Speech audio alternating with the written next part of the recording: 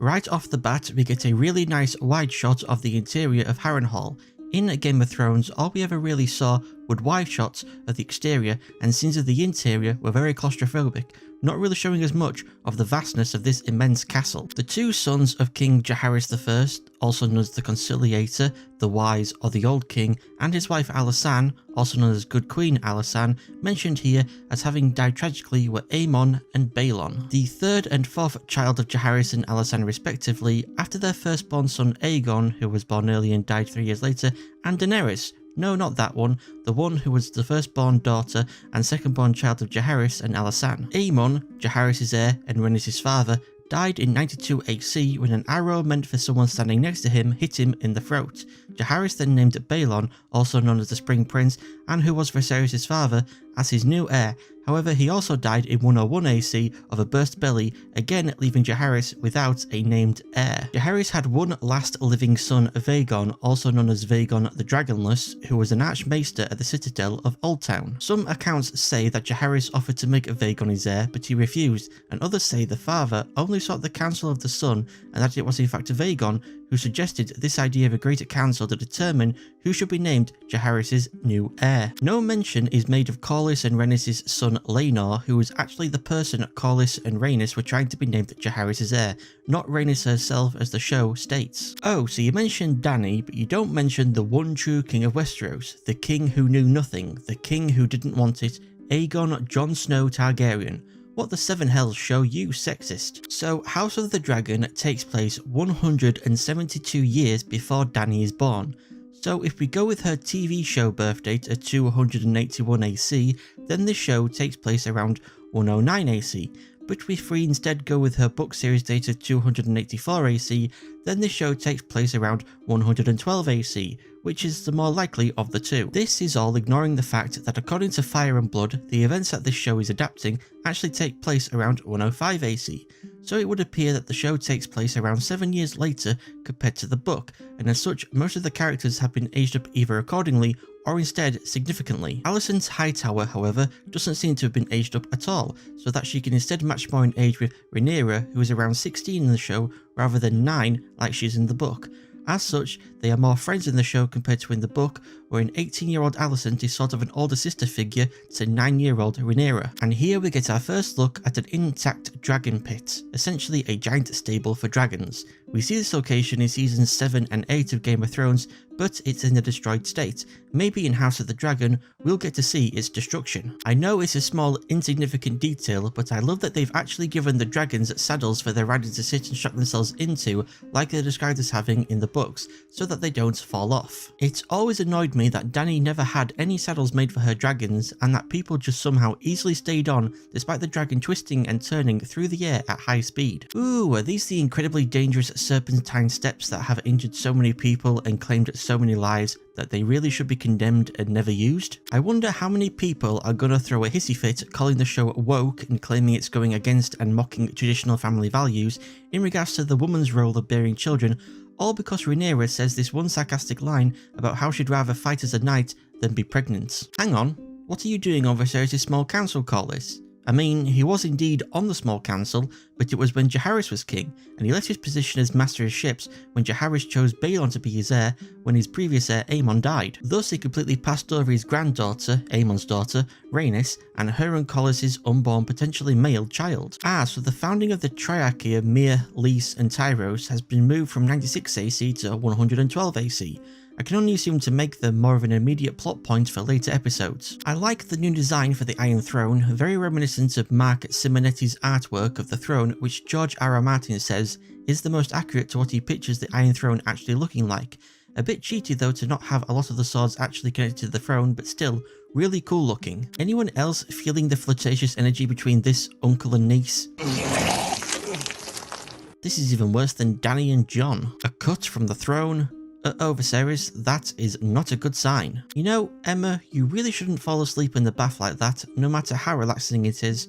God, I miss having baths. I only have a shower where I live. You shouldn't joke about having a dragon baby, Emma. Do you not know of Maegor the First's children? One son with no eyes and small wings, not to mention a son with twisted limbs, a large head and no eyes, and then a child with no arms or legs and both male and female genitalia. Though, yes, they were the result of Maegor's third wife Tiana, a Pentoshi woman who dabbled in sorcery and alchemy, poisoning the children whilst in the wombs of Maegor's other wives. You shouldn't jinx it, Emma. Speaking of Maegor, Emma says Rhaenyra is convinced the baby is going to be a girl and wants her named Visenya, after Aegon the Conqueror's sister wife and also mother of Maegor I. With Viserys saying the family already has a Visenya rather than had, and Emma immediately bringing up Daemon, I can only assume they're comparing Visenya to Daemon, which makes sense if you then also compare Viserys to Rhaenys, not this Rhaenys but Aegon's other sister wife. As Viserys isn't much of a warrior, just as Rhaenys wasn't, Daemon in contrast is a warrior just as Visenya was, and he even possesses a Valyrian steel sword Dark Sister, which once belonged to Visenya. Viserys mentions the Grand Sept because the Great Sept of Baelor, you know, which Cersei blows up in Season 6 of Game of Thrones, won't begin construction until during the reign of Baelor Targaryen I, also known as Baelor the Blessed, in 161 AC and completed after his death in 171 AC. The joke Emma makes of giving birth to a baby that's literally wearing a crown makes me think of that scene from that old Super Mario TV show. I was born with a plunger in my hand. I know. Boy was awfully hard on Mum. Commander on deck. And here we see the transformation of King's Landing's useless City Watch into Daemon Targaryen's dangerous gold cloaks, and Jesus Christ, are they dangerous. A trait which we know they still possess in the time of Game of Thrones, with them massacring Ned Stark's men and even putting to death all of Robert Baratheon's bastard children. I personally don't mind the man-ass, but yeah, I really didn't want to see that show. Ugh.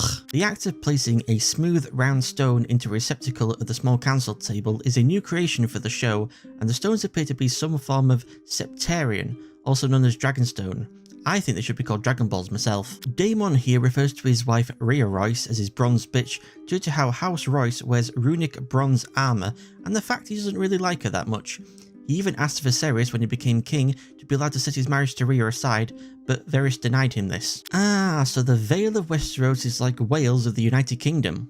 I apologise, that was a poor joke. My bad. Daemon, did you pick up your Dragonstone? Don't forget your Dragonstone, Daemon. Dragonstone! And we get our first rather intimate look at Daemon's paramour, Mysaria. I'm going to say Mysaria. In Fire and Blood, she's described as having skin as pale as milk, and so she was named Misery, the white worm, by her enemies and rivals. I don't think the Mysaria in the show can be given that nickname, considering the colour of her skin. The reason Mysaria mentions bringing in several maidens to try and get Daemon back into the mood is because, according to Fire and Blood, Daemon has a particular fondness for deflowering maidens. I love this guy acting through getting whipped on the head by the very enthusiastic woman in front of him. This joust is a lot more fast paced compared to what we see in the first season of Game of Thrones. The joust between Sir Hugh of the Vale and Gregor Clegane required more than one pass, and after Hugh dropped his lance, which I'm only just noticing now, explaining why he doesn't have a lance then suddenly does, as I pointed out in my Going Through Game of Thrones Season 1 Episode 4 video, they both just casually trot to the end, then wait a moment before charging again. Here though, there's no breather. You either grab that lance from the guy trying not to get trampled when you pass, or you are fucked. You might be confused as to why the stag of the Baratheon sigil has a crown, despite the fact this takes place before Robert's rebellion, where he usurped the throne from the Targaryens. It's a mistake in terms of the lore established in Game of Thrones, but is actually in line with the lore established in the books. In Game of Thrones, the writers wanted it to be that the crown was added to the stag when Robert became king, just as Bran tells Maester Luwin in episode 5 of season 1 of Game of Thrones. In book lore, however, the stag has had its crown since the days when the sigil belonged to House Durrandon, who ruled as the Storm Kings of the Stormlands before Aegon Targaryen I conquered Westeros. Orys Baratheon, Aegon's one true friend and possibly bastard half-brother, adopted the crowned stag as his sigil, along with House Durrandon's honours and words, ours is the fury, when he slew the final Storm King, King Argilac Durrandon, also known as Argilac the Arrogant, and then married Argilac's daughter, Argella, thus creating House Baratheon of Storm's End. I love that we get to see the extravagant armour designs described in the books. Daemon's armor, especially his helmet, looks cool, and seeing Gwaine Hightower's tower helmet just makes you think he's a rook from a chessboard. Come on, referee, are you blind? How is that not a disqualification? Just because he almost got knocked off on the first pass, Daemon really didn't want to risk actually being beaten by the son of the guy he hates. What an absolute child. I love this woman's reaction to Gwaine scraping his face up on the ground. She looks so shocked. First, Alicent's concerned for her brother, who almost just died, but then she's flattered when his almost murderer asks for her favour. I agree with Otto's disapproving look. So we do get to see Corlys and Rhaenys' children, Laena and Laenor. Still don't know why he wasn't one of the final candidates to be Jaehaerys' heir along with Viserys. Just like Arya and Sansa watching Hugh die in Season 1 Episode 4 of Game of Thrones without freaking out, so too do Alicent and Rhaenyra watch the bloodbath happening in front of them without freaking out, or looking away, or throwing up like this poor guy here does, just vomiting everywhere. Viserys being given the decision to make to save either his wife or his child kinda reminds me of Captain Videl in Pan's Labyrinth telling the doctor to save the child over his wife because it is the child that will bear his name, just as Viserys wants this child to be his heir. Viserys just straight up takes away his wife's choice to either save herself or the baby, his wife who is still conscious and lucid I might add, and has her cut open and forced to sacrifice herself in the hopes of saving the baby, all because she told him this was the last time she was going to try for a baby, and so it's the last time for him to produce a legitimate heir. Maybe if she'd never said that to him, he would have chosen to save her over the baby, or, you know, given her a say in the matter, whether she wants to give up her life or not. You never know, she might have actually said, save the baby, but with how she reacted when she realised what they were going to do, I very much doubt it. She very clearly did not want to die at all. I like Daemon desperately trying to pull himself back up onto his horse as he does a thingy on the rail. It's called a grind, bro. Oh, sorry, I mean as he does a grind thingy on the rail with his armour before he runs out of rail and crashes to the ground. This fight that occurs between Daemon and Criston according to Fire and Blood actually occurred during the melee of the tournament to celebrate Viserys' ascension to the throne in 104 AC. It's described that Criston used a Morning Star to disarm Daemon, whereas in the show he's very clearly using a flail. This however is apparently intentional, as Morning Star is what George R. R. Martin has people call flails in Westeros. The cuts between Criston and Daemon fighting and Emma dying during the cesarean were intentionally done to highlight Emma's earlier comment that the childbed is a woman's battlefield. In the show, this is Rhaenyra and Criston Cole's first meeting, yet by the time of Emma's death, Fire and Blood tells us he was already a member of Viserys' Kingsguard and had been named Rhaenyra's Sworn Shield at her request. Congratulations Viserys, you sacrificed your wife and got a son in return. I guess your dream of seating him on the Iron Throne will come true after all. And though he names the baby Balon, it's never explicitly said whether he named him specifically after his father or not. Yep, that's Balon. Died one day after his mother. Poor little guy. At least you weren't born with wings or a tail. It was actually Matt Smith's idea to be the most caring and responsive out of him, Viserys and Rhaenyra, giving Rhaenyra a gentle push to light the pyre as Viserys is speechless in his grief, which Daemon notices and is pained by. I guess because Jacaerys means dragon fire in High Valyrian, it's always been the command to have your dragon breathe fire. There's no way I would stand in front of a dragon breathing fire in my direction like the Kingsguard do here. What a terrible place to have incredibly important and sometimes top secret discussions when someone can eavesdrop so easily as Daemon is doing here. Unless of course he has knowledge of the secret tunnels and passages of the Red Keep, and he's in one of them now. I like Daemon's reaction to his brother saying so confidently that he knows Daemon doesn't want to sit the throne badly enough to have him murdered. Yeah, maybe you should have a talk with Rhaenyra about when she found him actually sat on the throne, Viserys. And then his reaction to being called a second Maegor. Pretty bad to be compared to Maegor the Cruel, a man who murdered a lot of people, including the builders of the Red Keep when they had finished their work in order to keep the Keep's secret tunnels and passages a secret. Viserys, did you pick up your Dragonstone? Don't forget your Dragonstone, Viserys. Dragonstone. I wonder if the message Otto's Grand Maester Melor sent to Oldtown here will be important later on. Wow, dude, having your daughter dress up and throwing her at Viserys to try and get them in bed together? You nasty. Here we learn that Alicent's mother is actually dead, a point that's never mentioned in Fire and Blood due to the fact no mention is ever made of Alicent's mother, which could in and of itself point to her being dead. We never see Daemon calling Balon the heir for a day on purpose. Fire and Blood is written as an in-universe history book and as such is composed of information from many sources, some of which are possibly unreliable. Fire and Blood states Daemon was drunk and laughing with his buddies and that it was possibly the horse sitting in Daemon's lap at the time that informed Otto of what he said. But in the show, Daemon doesn't have a whore in his lap and is shown to be upset about the deaths of his sister-in-law and his nephew, and it seems more likely that he toasted to Balon as heir for a day in a depressed and bitterly sarcastic way rather than in a flippant and celebrating manner. Therefore, Otto could actually be twisting how Daemon said what he said in his favour to get Viserys mad at Daemon. I don't think that's entirely true there, Viserys, that Daemon has only you as an ally at court. Corlys has defended Daemon several times in this episode alone. I like when Daemon steps forward and the Kingsguard have started to draw their swords, we see Viserys has changed his grip on his own sword to hold it properly to use it if needed. Uh-oh, the throne has cut Viserys again.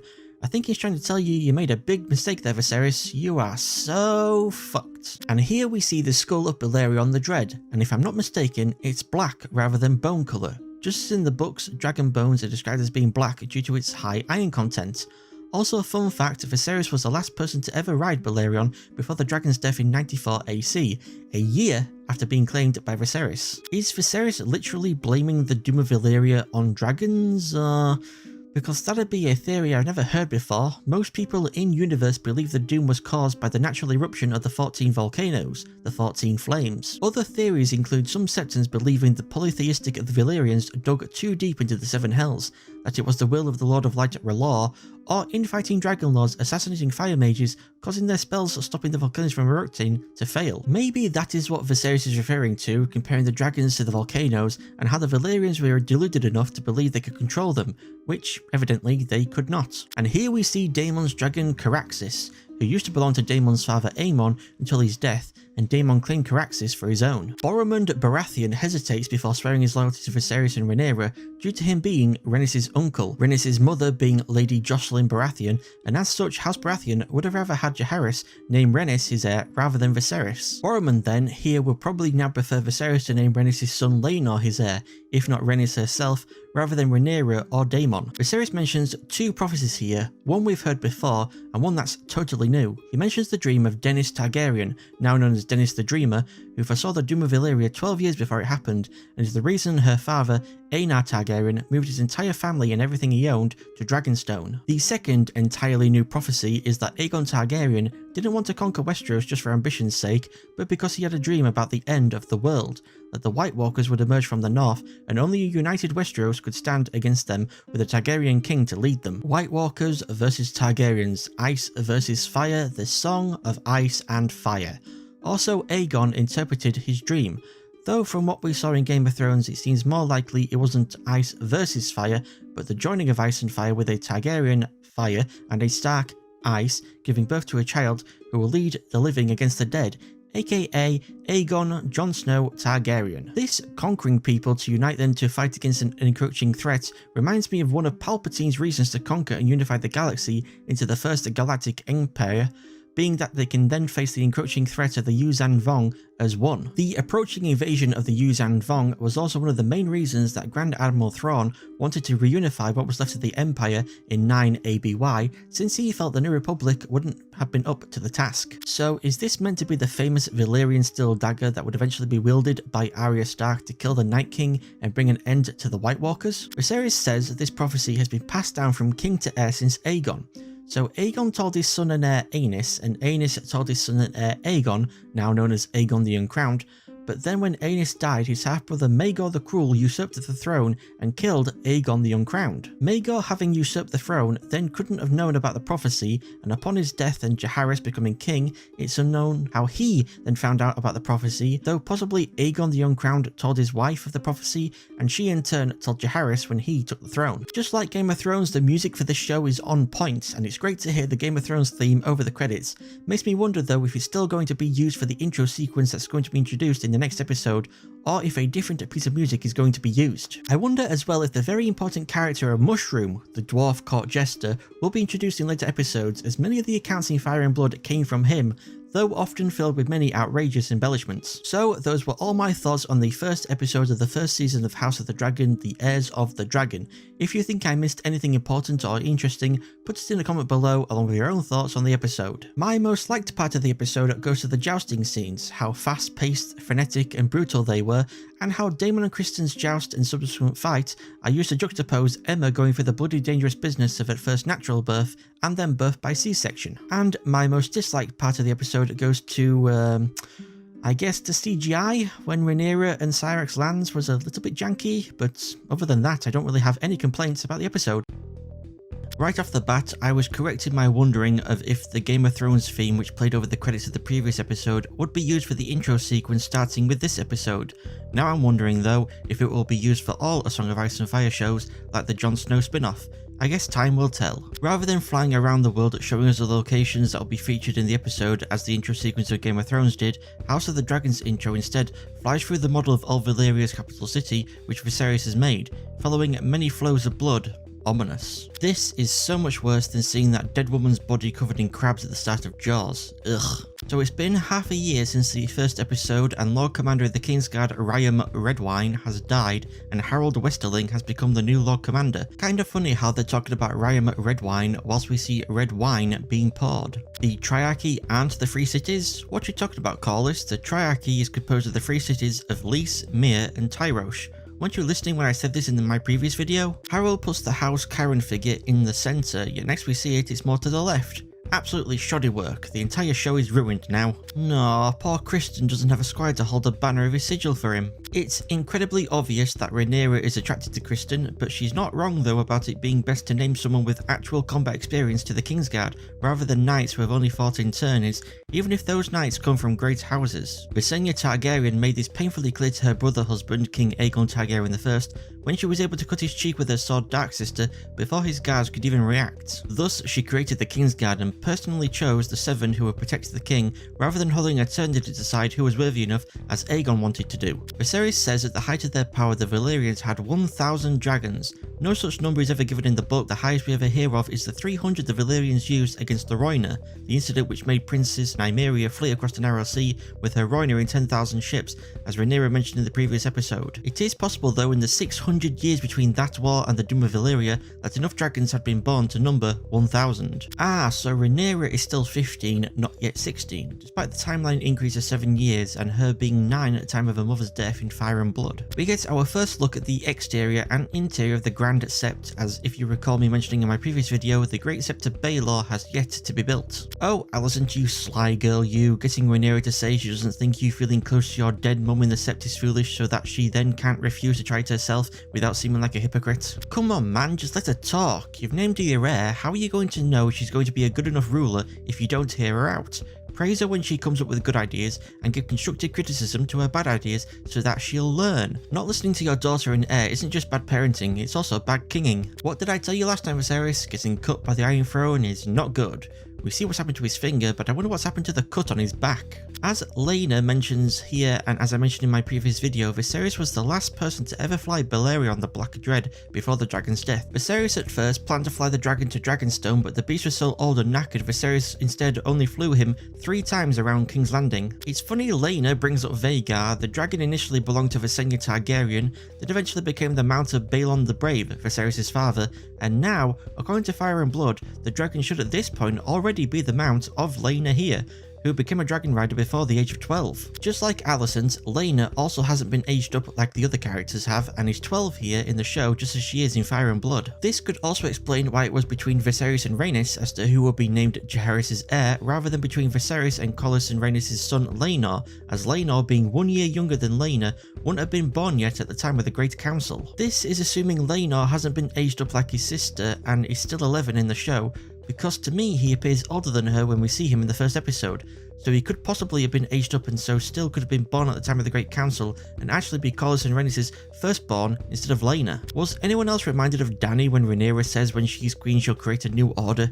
You're gonna break the wheel, princess? Oh, how 200 years makes a difference. Men would rather burn down the 7 kingdoms rather than let a woman rule? Rhaenys, I'd like you to meet someone. Her name is Cersei. Some nice symbolism going on here. Viserys is a broken dragon and here comes young Alicent showing how she could fix him. Though it makes me wonder if it actually was her idea idea to have the dragon fixed. Her father is the one who pushed her into hanging out with Viserys. It might have also been his idea to have the dragon fixed and have her present it as a gift. Though polygamy wasn't so much a Targaryen tradition, rather just a thing that happened sometimes, such as Aegon I wedding both his sisters, the act of placing a dragon egg in a baby's cradle was very much a tradition, and if the dragon hatched, it usually became that child's mount later in life. Daemon's trying really hard to piss his brother off, stealing the egg chosen by Rhaenyra to have been placed in Balon's cradle to now place beside his own child, an egg belonging to the dragon Dreamfire, and as such could be a sibling to Dany's dragons. In 54 AC, a woman named Alyssa Farman stole 3 dragon's eggs, which may have been Dreamfire's when she departed from Dragonstone. Alyssa took the eggs to Essos and sold them to the Sea Lord of Braavos for a significant amount of gold,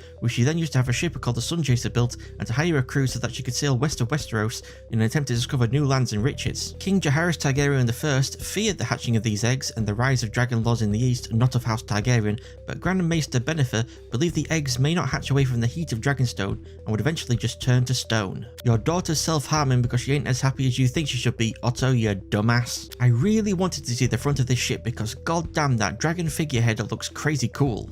Dragonstone, looking just as ever like a knockoff Barad-dûr. Because of her differing skin colour in Fire and Blood, I wonder if Mysaria might have been given white clothing in the show so that she could still maybe be given the nickname of White Worm by her rivals and enemies, though it isn't a very effective insult if she can just change it to clothes that aren't white. This confrontation between Daemon and Otto doesn't happen in Fire and Blood.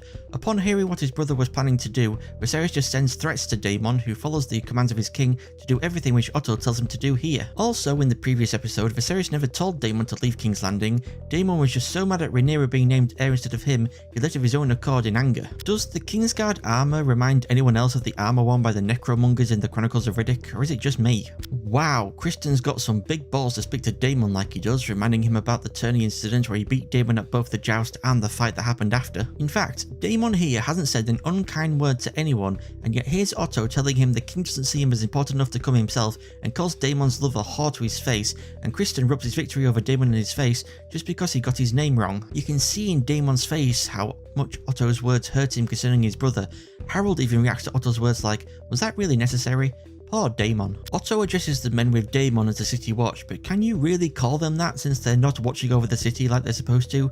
How are they even here? If they're here, who's back in King's Landing keeping the king's peace? Did Viserys appoint a new commander who assembled a new force of gold cloaks? Uh-oh, you've done it now, Otto. Here comes Caraxes, the bloodworm. Did he not know Daemon had his dragon with him, and that's why he didn't come with a way to fight it?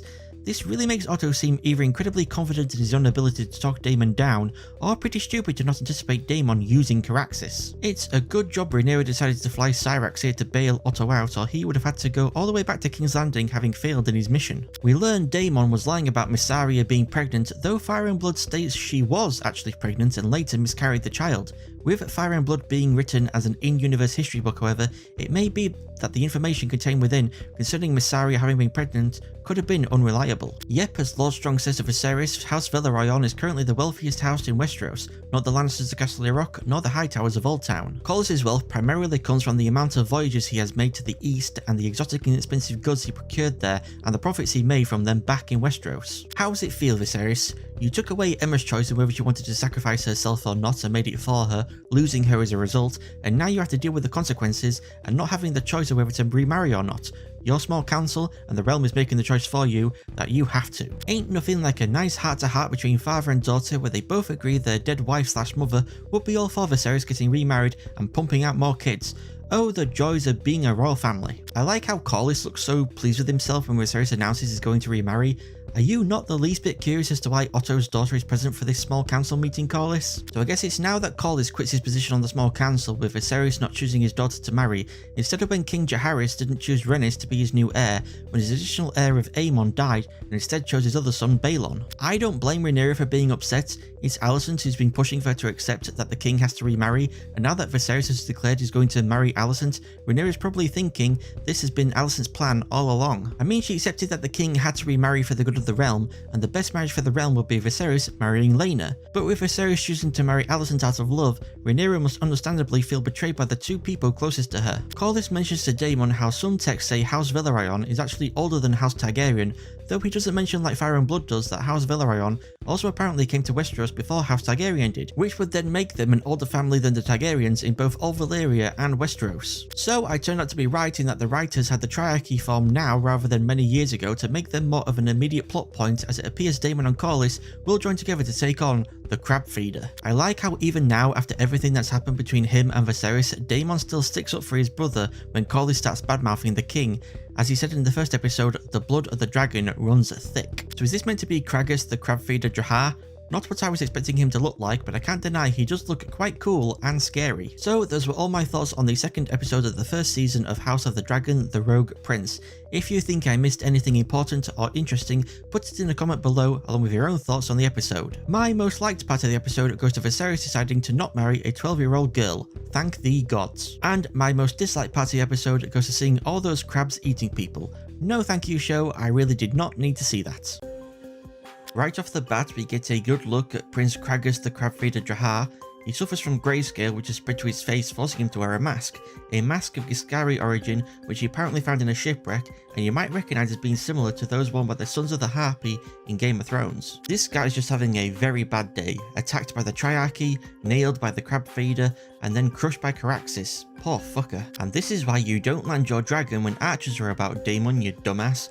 Also, Caraxes seems to react to Daemon getting hit by an arrow, giving more evidence to believe that riders and their dragons are connected on a sort of psychic level. So it's been 3 years since the last episode, and Alicent has already had one kid with Viserys and is pregnant with another. Messed up my prediction of how this first season will be laid out, but I'll talk about that more at the end. So Hugh with the Veil? The seven hells you doing here? Oh no wait, that's Tyland. Fucking honest. Just being played by the same actor Jefferson Hall, and who has replaced Corlys as Master of Ships on Viserys' small council. Fire and Blood tells us that Viserys did actually support Daemon's fighting in the Stepstones against the Triarchy by supplying him with large sums of gold. He didn't just sit back, not wanting to get involved, under belief that if he did it would make him appear weak, which makes zero sense to me. What's with royalty and losing track of their kids these days? First Queen Briha and her husband Bael losing track of Princess Leia, and now Viserys not knowing where Rhaenyra is. Wow, Rhaenyra's really set up shop here at the Heart Tree. She's even got her own musician called Samwell. No, not that one, this guy, who she's having sing about Princess Nymeria and her 10,000 ships over and over. And apparently there might be another spin-off show based on Nymeria's travels with her 10,000 ships, so have these repeated mentions of her being put into House of the Dragon to try and drum up interest to get the show actually made? Looks like 3 years wasn't long enough for these two to mend the rift that formed between them when Viserys announced he was going to marry Alicent, and I'm sure Ali here giving birth to a son just made matters worse. Wait, Tyland has a twin? This is getting out of hand. Now there are 2 of them. Careful there, Hobart. It's a good thing Viserys took your calling Aegon II of his name as a joke, because it's a big no-no to call someone else king when there already is one.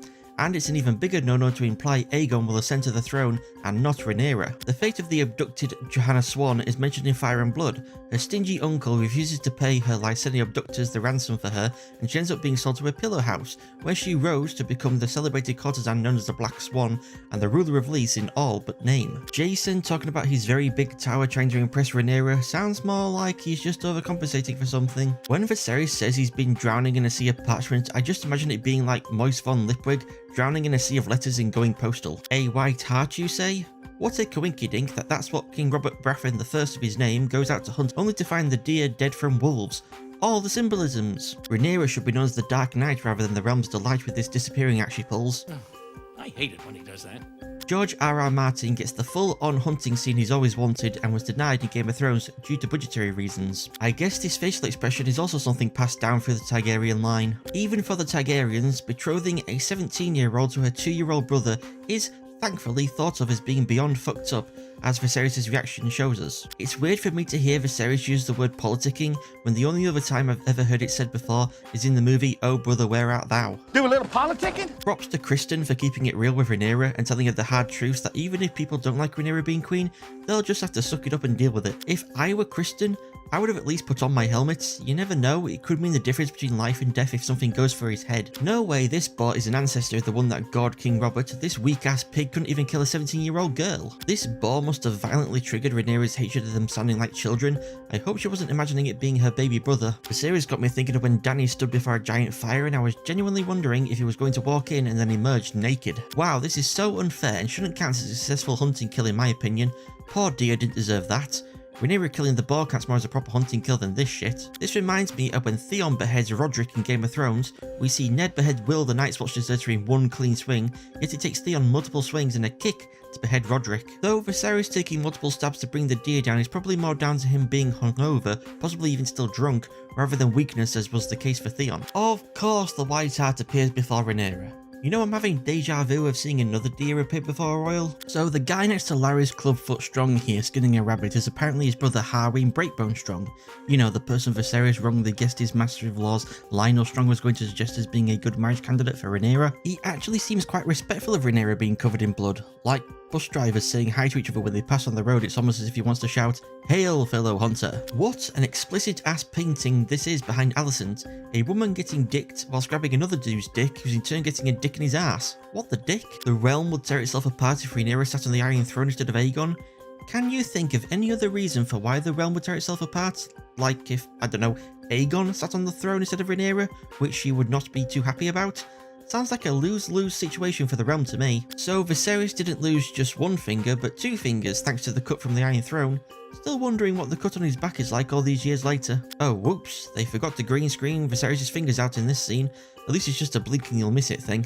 Good on Viserys for admitting he has his flaws and remarried out of love rather than for the good of the realm like he kept telling Rhaenyra he had to do, instead of trying to come up with a reason as to why marrying Alicent was better than marrying Laena for everyone. It seems Viserys has mostly learned his lesson. He took away his wife's choice and lost both her and his son forever, but now to not lose his daughter, he's allowing her to choose herself.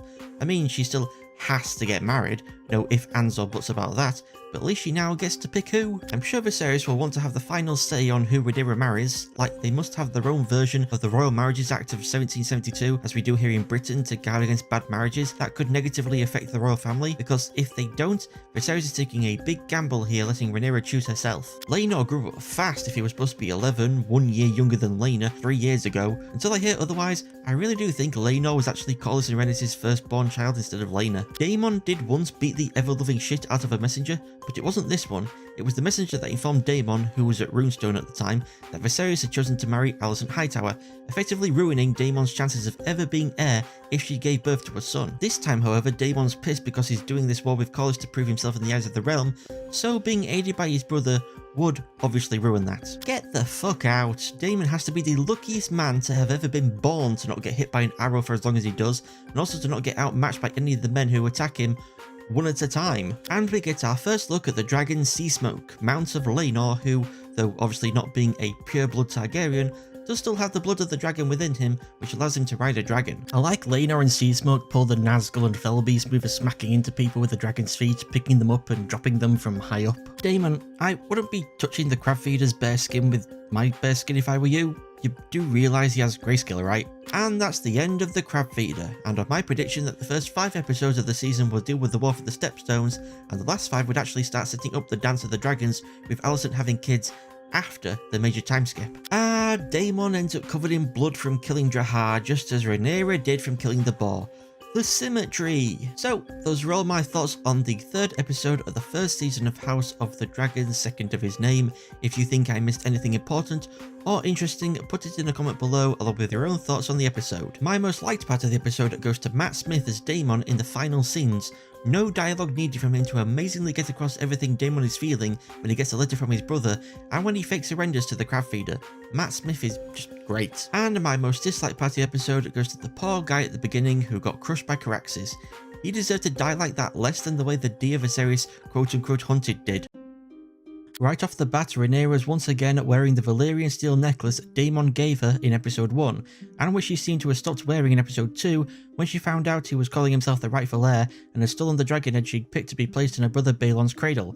I guess she's forgiven him since for that. So this old guy's name is apparently Beric Dondarrion. Yep, the same name as the one-eyed guy who led the Brotherhood Without Banners and kept being brought back to life in Game of Thrones. And he also might be the Lord Criston Cole served under for a year whilst fighting off Dornish incursions along the Boneway, as he mentioned in episode 2. Poor Willem Blackwood trying his best against the heckling of Gerald Bracken, I'm glad he got to get his own back against the asshole. Though, in Fire and Blood, the only duel to happen between a Bracken and a Blackwood was between a Samuel Blackwood and an Amos Bracken, and it was actually the Bracken who emerged victorious, and both lived to tell the tale as well. Did Daemon mean to have Caraxes hit the ship like that? Because if he did, what an asshole. He could have accidentally killed Rhaenyra with her smashing her head against the wood like she did. Can someone explain to me why Daemon would strip away, decimate any part of his long white hair?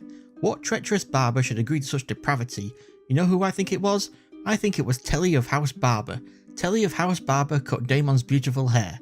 Telly. For anyone confused, the hammer Daemon tells Viserys to add to the chair is the one the crab feeder used to nail people to wood on the beaches to be eaten. Fire and Blood tells us Viserys actually gave Daemon back his crown and kissed him on both cheeks, causing those gathered to cheer, but none cheered as loudly as Rhaenyra, who was ecstatic that her uncle had returned, but only because in the book he never declared himself the rightful heir or stole the egg she chosen for her brother's cradle. With Alicent no longer being pregnant, she must have given birth to her second child and first daughter called Helena, if the show sticks with Fire and Blood in that regard, and with Aegon later said to now be 3, it's been 1 year since the last episode. Also, if you're wondering why Alicent doesn't look like her multiple pregnancies have affected her body at all, it's actually a plot point from Fire and Blood, and it's something that which Rhaenyra grows jealous of. Was Alicent just trying to be a good host and fill the awkward silence here by suggesting something, or was she trying to get at least Viserys and Rhaenyra alone to talk and maybe sort things out between them? Either way, it was pretty rude for Viserys to laugh in her face like he does, and then even ruder to basically tell his daughter to fuck off if she wants to. It's nice to see Alicent and Rhaenyra being friends again and bonding over their shitty circumstances, no matter how short-lived their amity will end up being. If I found out my bedroom had a secret entrance, you can guarantee it wouldn't be my bedroom for much longer. In fact, I'd just move out of the Red Keep altogether to a place I've had built for myself, and which I know doesn't have any secret ways for others to sneak in through. So Daemon does indeed have some knowledge of the secret passages of the Red Keep, and I now feel more confident in my theory that that's how he was able to eavesdrop on the small council meeting in episode 1. Someone mistakes a disguised Rhaenyra for being a boy, just as people mistook a disguised Arya for being a boy in Game of Thrones. Add to that Rhaenyra not wanting to do what's expected of her, just like Arya didn't want to, and both seeing a plague concerning their families which upsets them, Arya is Rhaenyra reincarnated, confirmed. Oh, so Harwin Breakbone Strong, you know the guy who seemed impressed at seeing Rhaenyra covered in boar blood in the last episode, has since then joined the Gold Cloaks. Lucky it was him she bumped into when he recognised her, or Daemon might have had to step in. Ew, I've been wanting to know what happened to the cut off Viserys' back he got from the Iron Throne, and now I very much regret asking. We see boobs, peen, woman on woman, and even man on man action going down in this pleasure house. My kind of establishment, and apparently Rhaenyra's as well, since she seems quite turned on and not grossed out by what she's seeing. Rhaenyra's a liberal. I like the juxtaposition of the pleasure house of Viserys' bedroom. Fucking is pleasure for the woman as it is the man. It doesn't look so pleasurable for Alicent to me. I guess she never fell for the king after the marriage like our cat grew to love Ned after marrying him. Also, I'm reminded of the phrase, duty is the death of love. Looks more like the duty of lovemaking is the death of love for poor Alicent here. Am I the only guy who wouldn't be able to stay, you know, aroused in this situation? A woman just starfishing and not actively participating would kill my horny mood and make me concerned that something was wrong. So is this one of those situations where Daemon can't perform like in episode 1? Or is it that he's realised he's gone too far and stops himself from going further? Or is it that he's realised he's gone far enough to possibly ruin Rhaenyra's reputation and then be the only man left who'd be willing to marry her? What goes down between Daemon and Rhaenyra and Criston is mentioned in Fire and Blood, though in a slightly different fashion. The dwarf court jester Mushroom, who still isn't a character in the show despite being incredibly important in the book, gives us account that Rhaenyra only had eyes for Sir Criston. Daemon did things of a sexual nature with his niece, though never deflowering her, to teach her how to seduce Criston, which involved dressing her as a page and taking her to the Street of Silk, as we see happen in the show. When it came time for her to try out everything Daemon and the whores of the Street of Silk had taught her on Criston, though, he was horrified and successfully refused her, unlike in the show. Word about all this then reached Viserys and he confronted his brother, who confirmed it all, asked to be wed to Rhaenyra, and denied, just as we see happen in the show. So the show has taken quite a different path than the book. Septon Eustace claimed Daemon took Rhaenyra's virginity, Mushroom claimed no one did, and the show says Criston did. Speaking of Criston, maybe refusing to have sex with Rhaenyra in the book, there's a lot of discussion going on about whether Criston actually wanted to have sex with Rhaenyra or not in the show, and if he was just going along with it because she's the princess and the princess gets what she wants. He tried to leave, she kissed him, he stopped her from undressing, she started undressing him, and he kept his eyes respectfully down the entire time until she forced him to look up. He respectfully folds his white Kingsguard cloak, you know, the thing he got because of Rhaenyra and had to swear a bunch of oaths to wear and that he's really proud of, and puts it on a chair instead of just throwing it on the floor. Then after putting down his torso armour, he seems to steel himself for what he's going to have to do next. Even after being led towards Rhaenyra's bed, he stops and appears to think about whether to go through with it or leave. And throughout this entire thing, he only once, maybe, has a smile on his face at one point. The rest of the time he looks quite passive, just like when Alicent was being fucked by Viserys. Alicent and Kristen, two people being taken advantage of by two powerful members of the royal family because they don't have any power to refuse them. At first, I thought the show had made it so that the name of Daemon's favourite brothel was called the White Worm, and this little snitch went straight to Otto from there, but apparently he went to Mysaria first and then to Otto. So the show's sticking with Mysaria being called the White Worm, even though in the book she was given that name because of her pale as milk skin, which show Mysaria does not have. And since not going all the way with her uncle, but instead going all the way with Kristen, Rhaenyra has once again stopped wearing the Valyrian steel necklace Daemon gave her. Wow, Rhaenyra making her mother roll in her grave, blindly swearing on her memory that Daemon never touched her. She should have just stuck with Daemon not fucking her, since that's the truth at least. Daemon really giving off the energy of a character who hates themselves so much that they act like an asshole for no reason other than to make other people hate them as a form of self-punishment, kind of like a card-carrying jerk-ass. And we will return the House of the Dragon to its proper glory. He said it! He said it!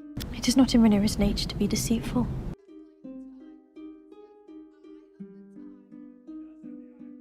Are you sure about that? Hold it up, said Viserys, and look closely. As Rhaenyra did so, she now saw fine lines, finer than the finest pen strokes, running along the blade. Lines of fire that seemed to form the letters of a flowing script. They shone piercingly bright, and yet remote, as if out of a great depth. One knife to rule them all, one knife to find them, one knife to bring them all and in the darkness stab them. The House of the Dragon will stand as one for a further generation. There it is! There it is! Viserys fires Otto as Hand of the King in the book also, but not because of pressure put on him by Rhaenyra. He instead fires Otto due to him growing too annoying with his constant trying to convince Viserys to name Aegon heir in place of Rhaenyra. If I'm not mistaken, this is the first on-screen appearance of Moon Tea, also known as Tansy Tea, which is used by women to prevent and abort pregnancies. Viserys must not believe her when she says she's a virgin, to have this sent to her, which leaves Rhaenyra in a tough position, to drink it to confirm she did have sex, or to not drink it and doubly risk growing pregnant with not just a child, but a child that might not have the silvery white hair of a Targaryen, but instead the coal black hair of a Cole. So those are all my thoughts on the 4th episode of the 1st season of House of the Dragon, King of the Narrow Sea. If you think I missed anything important or interesting, put it in the comment below along with your own thoughts on the episode. My most liked part of the episode goes to Willem killing Geralt. People will think twice before calling him Craven again, good for him. And my most disliked part of the episode goes to seeing what the cut on Viserys' back looks like now. Be careful what you wish for, guys. Right off the bat, this actually isn't the first time we've seen the castle of Runestone. We were shown it in episode 1 of season 5 of Game of Thrones, where Peter, Sansa and Bronze Jon Royce were outside near it watching Robin Arryn fail miserably at fighting. Yay, we finally get to meet the wife of Daemon, Rhea Royce. And she's dead. I was expecting Daemon to show up as she was riding around but on Caraxes, and he would burn her alive, not caring if people put it together that it was him. Or the dragon would just pick her up and drop her to her death, or carry her off to drop her in the ocean or something to make it a disappearance. If only she didn't turn down the company of her cousin Gerald. I like how Daemon uses a stone to finish off his wife in the show, since Fire and Blood tells us Rhea fell from her horse whilst talking and cracked her skull on a stone. Word of her death is then sent to Daemon at the Stepstones because even after his killing of the crab feeder in 108 AC, the Triarchy and their Dornish allies are still causing trouble in 115 AC, which is the year when Rhea died. It actually took her 9 days to finally die when she felt recovered enough to get out of bed, but then collapsed dead an hour later. Sounds pretty sus to me. Did Daemon actually find his wife with the intention of murdering her? Just like in the final scenes of episode 3, Daemon doesn't say a word here, so we can only guess at what his intentions were.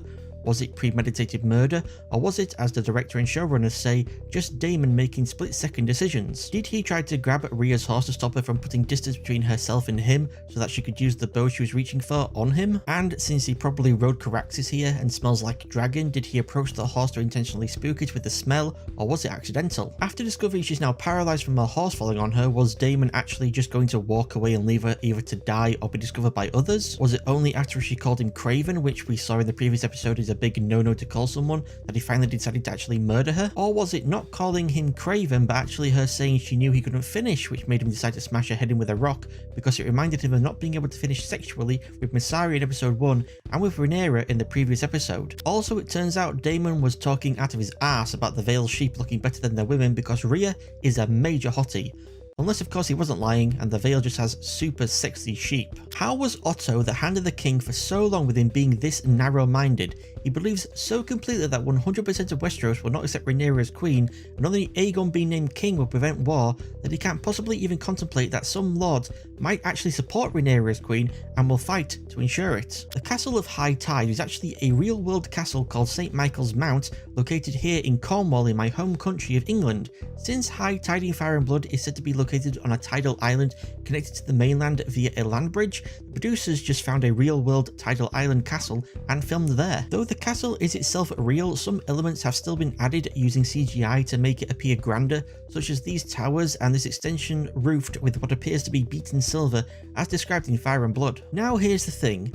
Though the island of Driftmark already has a castle, the castle named Driftmark, which is the ancestral seat of House Velaryon, it's an ugly looking castle that more often than not is damp and flooded. So Corlys, using the immense wealth he obtained from his 9 voyages to Essos, which might actually be made into another spin-off show, had the castle of High Tide built as fast as possible using the same white stone which was used to build the Eyrie in the book, since the Eyrie in the show looks like an ugly termite mound, crowned the roofs with beaten silver and moved the driftwood throne to it from Driftmark. So Corlys, who needs to have a place to live, instead of going with the horrible damp flooded ancestral Velaryon castle Driftmark, instead chose to build his own more lovely castle of High Tide and live there instead. You know what that reminds me of? Viserys, who needs to get remarried, instead of going with Rhaenyra Velaryon, instead chooses to marry Alicent. Move over Otto, Larys Clubfoot Strong is here now, or should we instead call him Larys Littlefinger Strong, since with how he acts just like him in this scene, indirectly revealing what he knows and believes to Alicent, just like when Peter indirectly let Cersei know he knew about her and Jaime. Corlys asking if Rhaenyra and Laenor's kids were the surname Velaryon reminds me of The Crown, which also stars Matt Smith, who plays Prince Philip, and who wants his children with Queen Elizabeth II to have his surname Mountbatten. In The Crown, this is just straight up denied to Philip, whereas in this show, Viserys compromises that Rhaenyra and Laenor's kids can have the surname Velaryon, but if any of them are sent to the Iron Throne, they must immediately change it to Targaryen. Why not just do the British tradition of making it a double-barreled surname, like Helena Bonham Carter or Sacha Baron Cohen? Even Star Wars does this, with like Leia being known as Leia Organa Solo after marrying Han. Wait, what the heck are we doing in Narnia now? Where's the White Witch? Where's Prince Caspian? Where's Mr. Tumnus? Oh, he's dead? Good, I didn't like him. Laenor is also mentioned to be gay in Fire and Blood, and I'm so glad they kept that for the show. And though Rhaenyra makes an analogy to preferring roast duck or goose in the show, Grand Maester Mellos, instead in Fire and Blood, points out it doesn't matter what Laenor prefers, saying, "I do not like the taste of fish, but when fish is served, I eat it." Very progressive of Rhaenyra and Laenor to agree to enter into an open relationship to make the most out of their shitty marriage situation. Got me thinking of Marjorie Tyrell and Renly Baratheon when she's trying to work something out with him, possibly involving her brother Loras so that Renly can get it up to knock her up. So Daemon got the crab feeder's hammer to present to Viserys in the last episode, and Corlys got his mask to display as a trophy. Be careful near it though, Corlys. Shireen Baratheon caught Grayscale from a doll placed in her crib in Game of Thrones, so I wouldn't risk seeing if you can or can't catch it from touching that mask. Although I guess Daemon never got Grayscale despite touching Kragus' skin and his hammer directly, so you'll probably be safe to wear his mask for Halloween parties. He's still young. He will outgrow it. It's not a phase, Corlys, you prick. So despite how it appeared Criston did not actually want to get down and dirty with Rhaenyra in the last episode, he's now absolutely head over heels for her to the point he wants her to elope with him. In Fire and Blood, Septon Eustace adds that since Criston is such a good fighter, he believes it'll be easy for him to enter someone's service as a sellsword so they won't end up penniless. Though Rhaenyra in the show turns down Criston due to her duties and that her and Laenor have agreed to be in an open relationship, so there's no reason for her and Criston to run off together, in Fire and Blood she turns him down because she feels she deserves more than just being the wife of a common sellsword, and that since Criston broke his Kingsguard vows, how likely is he to keep to his marriage vows? Wow, Rhaenyra. Understandably, in both the show and the book, Criston ends up not particularly happy with Rhaenyra. I'm sorry, Rhaenyra, did you say Aegon the Conqueror united the 7 kingdoms? Because the joining of Dorne with the rest of the kingdoms under Targaryen rule doesn't happen until 187 AC with the marriage of Prince Maron Martell and Princess Daenerys Targaryen. No, not that one, the daughter of King Aegon Targaryen IV and Nerys Targaryen. I like this scene of poor Criston confessing out of honour because of Alicent accidentally making him think she knew he and Rhaenyra had boned. God damn it, Alicent, couldn't you have said the rumour was about Daemon at least once before Criston outed himself? Well, at least she knows now Rhaenyra did lie to her about getting down and dirty with someone. Was Orwyll making Mellos get out of the way and him shrugging Orwyll off intentional? Because to me it seems like Mellos' actor just forgot he needed to move. Why does Viserys seem to hesitate before drinking the bottle Orwyll gave to Lionel? Is he maybe wondering if it might be poison or something? And here we see Laenor on his dragon Seasmoke flying alongside his mother Rhaenys on her dragon Meleys, which used to belong to Alyssa Targaryen, Viserys and Daemon's mother. This is why men wage war, because a woman would never be ready for the battle in time. Way to be a gender stereotyping asshole, Jason. Rhaenyra's lucky she dodged you. Oh hey Jason, what do you have to say now about women not being able to wage war because they take too long? Alicent here took her time to properly prepare her attack of wearing a green dress, essentially fully armouring up and declaring herself a Hightower, not a Targaryen, as the other members of House Hightower there are also wearing green. And she delayed her arrival, her attack, so that interrupted the king's speech as it was the best time to strike effectively, ambushing him and the crowd. Why is Criston not wearing his helmet? Harold not wearing his, I can understand since he's the Lord Commander of the Kingsguard and so can get away with not being in full uniform, plus he's the announcer of the houses entering, but Criston's the only other Kingsguard not wearing his helmet. I guess it just might be that thing of having a character who would usually wear a helmet be helmetless so that the audience can see their face either easier or at all. So this person with dwarfism is apparently the dwarf court jester character Mushroom from Fire and Blood. Well, at least we actually got to see him, even if he isn't as important in the show as he is in the book. Also, Daemon asking Laena if anyone has ever told her she's nearly as pretty as her brother Laenor is actually a line from Mushroom in Fire and Blood. Wait, a guy named Joffrey at a wedding? Uh-oh, yep, there we go, he's dead.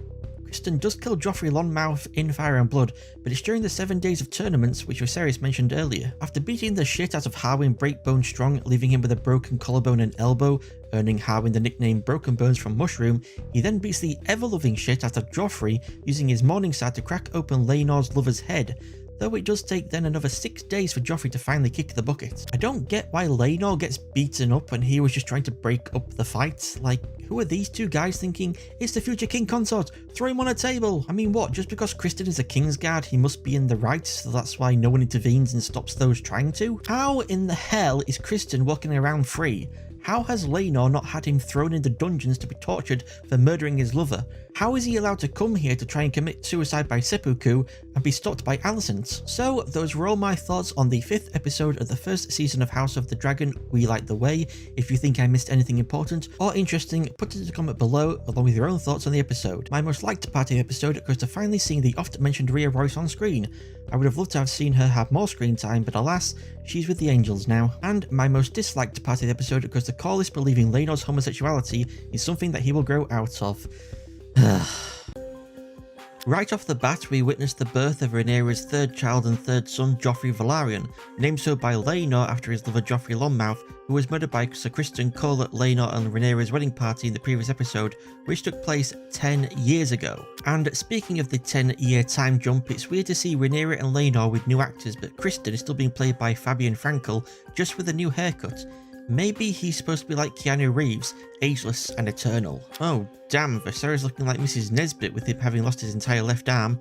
He really can't have long left to live. In Fire and Blood, it was actually after the birth of Rhaenyra's second son Lucerys, not Joffrey, that Alicent told Laenor to keep trying, and eventually they might end up with a child that actually looks like him. It seems to me that Helena Targaryen here might be somewhat on the autism spectrum, what with her intense interest in bugs and insects, how she doesn't look at her mother as they're talking, and how she shies away from her touch. You'll have to close an eye.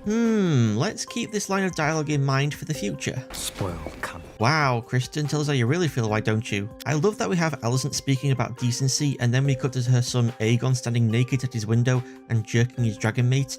Got me thinking of Homelander masturbating atop Vault Tower in The Boys. How long was Alicent standing there watching her son about to shoot his seed into the streets below before she finally said something? Wow, it's kinda crazy to see Alicent acting like this after 5 episodes of getting used to her being so quiet and reserved. Yeah, Daemon's dead right there. Fried to a crisp. Him surviving flying Caraxes through a cloud of dragonfire is just as unlikely to me as Dany surviving crashing Drogon through a tower of the Red Keep. Wondering what's going on with Daemon whispering to this guy? Well, apparently there's a deleted scene which shows Daemon and the dude in an intimate situation as Laena walks towards them. Being one of those young'uns like Rhaenyra and Laenor, maybe Laena's also progressive and fine with being in an open relationship with Daemon, and who knows, might even be turned on by some man-on-man action like Mushroom claims Rhaenyra is, and that she, Laenor and Khal would engage in a little menage a trois in the bedroom. Though he does contradict himself later, saying Rhaenyra would actually leave Laenor and Khal to bang whilst she went and banged Harwin, which is the angle the show has gone with. Prince Regio Horatis mentions Aegon the Conqueror coming to the aid of Pentos during the Century of Blood when, after the doom of Valyria, Volantis, the mightiest of the Free Cities, attempted to take the fallen empire's place by conquering all the other Free Cities. They took control of Myr and Lys, but when it came time for them to face Tyrosh, Pentos joined with Tyrosh, Myr and Lys rebelled against Volantis, the Sea Lord of Bravo sent 100 ships to help Lys, and Argilac the arrogant Durrandon, last Storm King of the Stormlands, stopped Volantis from retaking Myr. Aegon the Conqueror then became involved, meeting with the Prince of Pentos and then destroying a fleet of Volantis ships heading to invade Lys.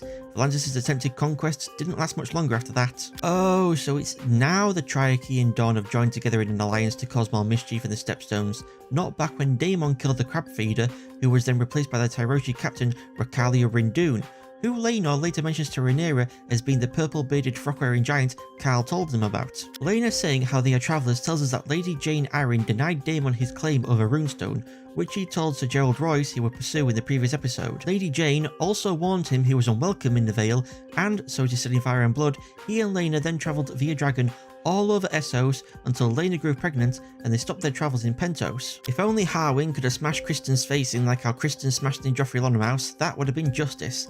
Alas, because Kristen is Kingsguard, his brothers come to his rescue. Shame. Where Rhaenyra is now can't possibly be part of the secret tunnels and passages of the Red Keep, since it'd be too easy to get into them through the gaps of the room Harwin and Lionel are in. Laenor mentions to her daughter Rhaena that it was when she was 15 years old that she became the rider of Vhagar, the dragon who once belonged to Aegon the Conqueror's sister wife Visenya Targaryen, and then Viserys and Daemon's father Baelon Targaryen. Laenor, then being 17 at the time of Laenor's marriage to Rhaenyra, was already the rider of Vhagar. We just never saw the dragon. Though her brother and mother rode their dragons Seasmoke and Malaise to King's Landing, Laenor most likely didn't ride hers because, as Viserys told her when she was 12, Vhagar would be too large to keep in the dragon pit. Daemon might not be as good a dad as he first appears to be, what with him only teaching High Valyrian to his eldest daughter Baela, who has a dragon called Moondancer, and ignoring his youngest daughter Rhaena, whose dragon egg never hatched. What a surprise, the Blackwoods and the Brackens are at each other's throats again. This moving of boundary stones reminds me of when a Belgian farmer moved a 2-century-old border stone further into France because he was tired of driving his tractor around it, thus unintentionally increasing Belgium's territory and decreasing France's. Ah yes, Grover Tully, who has a grandson called Elmo and 2 great-grandsons called Kermit and Oscar. A veritable house of Muppets, if ever there was one. In the 10-year time jump, Grand Maester Mellos has passed and been replaced by his assistant Orwell, who for all we know could have been able to save Viserys' arm if Mellos had allowed him to. With Lionel being handed the king, the position of Master of Laws now belongs to Jasper Wilde, apparently according to Fire and Blood, known as Iron Rod, because of his unbending attitude to law, according to Septon Eustace, or maybe because of the hardness of his package, according to the Dwarf Court Jester Mushroom. It seems to me Alicent is just a tad bit jealous of Rhaenyra here. Though she keeps trying to contribute to the small council's discussion and decision making, it appears Rhaenyra is actually more suited to the role, which makes sense as she's been attending the meetings for a lot longer than Alicent. Though topics seem to be closed after Alicent makes a decision and Viserys concurs, Rhaenyra then chimes in with a different viewpoint, which actually makes more sense. That the Bracken-Blackwood situation should be looked into more, as it could be a prelude to a greater conflict between the two houses, and that the Crown should have done more to secure the Stepstones, as the cost of having done so would be less than the cost of more war with the Triarchy. Bad timing for Rhaenyra to start leaking milk in the middle of her trying to ensure the safety of her family by proposing a marriage, inadvertently reminding everyone present that she is a woman, and so still has the weaker claim to the Iron Throne despite being Viserys' heir, making her proposal appear more desperate than sincere. Also, I feel her covering the wet patches isn't some sort of commentary on some people's attitude towards breastfeeding, even in our modern day or some bullshit like that, but more so she just felt embarrassed being a person of nobility. Pure and simple. Just like Emma in episode 1, Laena is also experiencing a complicated birth. And though these two situations look identical at first glance, I actually think they're very different indeed, in that Emma could have lived and that Laena's dead no matter what. Remember back to episode 1 and that Mellos gave Viserys the impossible choice to sacrifice one or to lose them both. Viserys had the choice of saving either his wife or his baby, and he chose his baby. On the other hand, this Pentoshi surgeon tells Daemon Laena's just a walking corpse at this point, the baby cannot be removed from her the usual way, so the only option left for them to try and save it is to cut Laena open, which would kill her 100%, and even then the surgeon admits he's not even sure if the baby is still alive or not. Add to that, Laena would die eventually from the unremovable dead baby in her womb. There is no impossible choice for Daemon to make. She's fucked. How Viserys and Daemon react to hearing about the situation also differs. Though Viserys, after being told a cesarean can be performed, asks if his child can be saved, Daemon, on the other hand, when presented with the option, instead asks if his wife would survive it. This connects with the previous scene of Daemon telling Laena he wants to live in peace in Pentos with his family, away from all the problems of politics, laws and successions of the Seven Kingdoms, whereas Viserys, caring more for the survival of his child than his wife, show that the problems of the politics, laws and successions influence his thinking. Though Laena also dies in fire and blood, it's in a different fashion than in the show. Her and Daemon were at Driftmark when she went into labour, and she actually gave birth to a son, but the baby was twisted and malformed and died within the hour. Daemon then left Laena in the care of Rhaenyra to fly to Dragonstone to bring back Rhaenyra's maester, Geradis, who was older and wiser than the one at Driftmark, but alas, even he couldn't save Laena. Then, after 3 days, Laena used the last of her strength to get out of bed to try to get to Vhagar and fly him one last time, but she collapsed dead before ever reaching her dragon, and her body was carried back to bed by Daemon. Definitely a less spectacular death than the one in the show, where Laena takes it into her own hands of how she chooses to die, a dragon rider's death. How Laena managed to get all the way to Vhagar though, as fast as she did without Daemon catching up and stopping her, I do not understand. Rhaenyra looking surprised at Jace asking if Harwin is his father got me like, what else is he going to think? I'd actually be more concerned if he didn't figure it out, since it ain't that difficult, you know? Rhaenyra moving to Dragonstone might not be as bad politically as it first appears to be.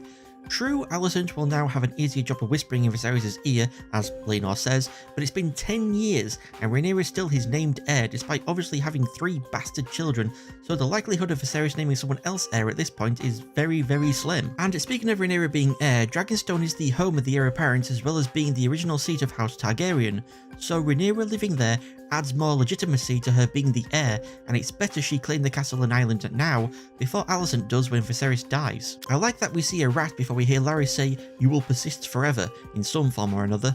Since rats appearing has been a recurring thing throughout these episodes, why haven't Laena's bones and ashes been collected? It seems disrespectful to me to just leave them smouldering out there for all to see. And why, oh why, was the scene showing Daemon talking to his daughters and hugging them cut from the episode? As it stands, the show ends with Daemon seemingly unable to speak to or even hug his daughters, but just awkwardly leave them to mourn their mother. In Fire and Blood, it is said some believe, as Larry says in the show, that it was the curse of Black Harren that caused the death of Harwin and Lionel. Black Harren refers to Harrenhal, the last king of the Riverlands and the Iron Islands, who finished building his castle Harrenhal the same day Aegon the Conqueror started his conquest of the Seven Kingdoms. Harren refused to give up his crown to Aegon, and while in his besieged castle foolishly thought himself safe and stayed in the tallest tower with his last surviving sons, where they were all burned to death by Aegon's dragon Balerion the Black Dread. Ever since then, Harrenhal has been said to be cursed, as many of the houses and individuals who have held the castle have eventually come to bad ends. Going back though to Who Suspects Who, Mushroom instead believes Harwin and Lionel were murdered by Corlys because of Harwin cooking Laenor, as the sea snake saw it. Septon Eustace instead places the blame on Daemon, who wanted Harwin out of the way as a rival for Rhaenyra's love. Grand Maester Mellos, still alive at this point in the book, instead wonders if it was actually Viserys who had them murdered, because he finally accepted that Rhaenyra's kids were Harwin's. And finally, others believe instead, and which the show kind of goes with, is that Larys had his father and brother murdered so that he can become Lord of Harrenhal. Should call him Kinslayer rather than Clubfoot now, I think. I like Harwin saying to his baby son Joffrey that the next time they meet he will be a stranger to him, since Harwin's now dead and the figure that represents death in the Faith of the Seven is called the Stranger. So the next time Joffrey meets his biological father will be in death. So those were all my thoughts on the 6th episode of the first season of House of the Dragon, The Princess and the Queen. If you think I missed anything important or interesting, put it in a comment below along with your own thoughts on the episode. My most liked part of the episode goes to Laena choosing for herself how she's going to go out, not letting anyone else make the choice for her, not her husband, not her surgeon, not even her unborn baby. And my most disliked part of the episode goes to Harwin not being able to smash Kristen's face in. Dick would have deserved it. Right off the bat, we're at the funeral for Laena Targaryen. They finally scraped her smouldering skeleton from the sand and stuck them in a sarcophagus to send into the sea. Sayonara, Laena. It's interesting to see that House Velaryon has funeral rites which are the inverse of House Targaryen's. House Targaryen, and also House Jedi, cremate their dead bodies. House Velaryon sends them to hang out with the Merlin King, Ariel, and Sebastian under the sea. Okay, yeah, Vaemond is being quite OTT, making it clear to Rhaenyra everyone knows her sons don't have the salty, thick, true Velaryon blood in their veins whilst staring daggers at her, but that doesn't mean you can laugh at your dead wife's funeral, Daemon. Control yourself, man. Although I did see a theory I quite like, which is Daemon laughed on purpose to draw attention away from Rhaenyra and her kids onto himself being a little giggly bitch. Ugh, not a fan of what Rhaenyra is wearing, low-key triggering my trypophobia with all its holes. Uh-oh, Alicent, your daughter's saying some strange things again. Hanterns, loom, spool of green, spool of black, dragons of flesh, weaving dragons of thread. A lot of people are speculating on what Helena is referring to here. Does Han refer to Otto? I mean, he has been constantly banging on about how war is looming in the Seven Kingdoms with Rhaenyra set to become queen. Green and black obviously refers to Alicent and Rhaenyra's sides that you could say have been spooled into existence by Otto, the Hand, drilling into his daughter's head that Rhaenyra will kill her and her children the moment she takes the throne, turning these two friends into enemies. Dragons of flesh could refer to either actual dragons or those with the blood of the dragon in them, you know, Targaryen blood.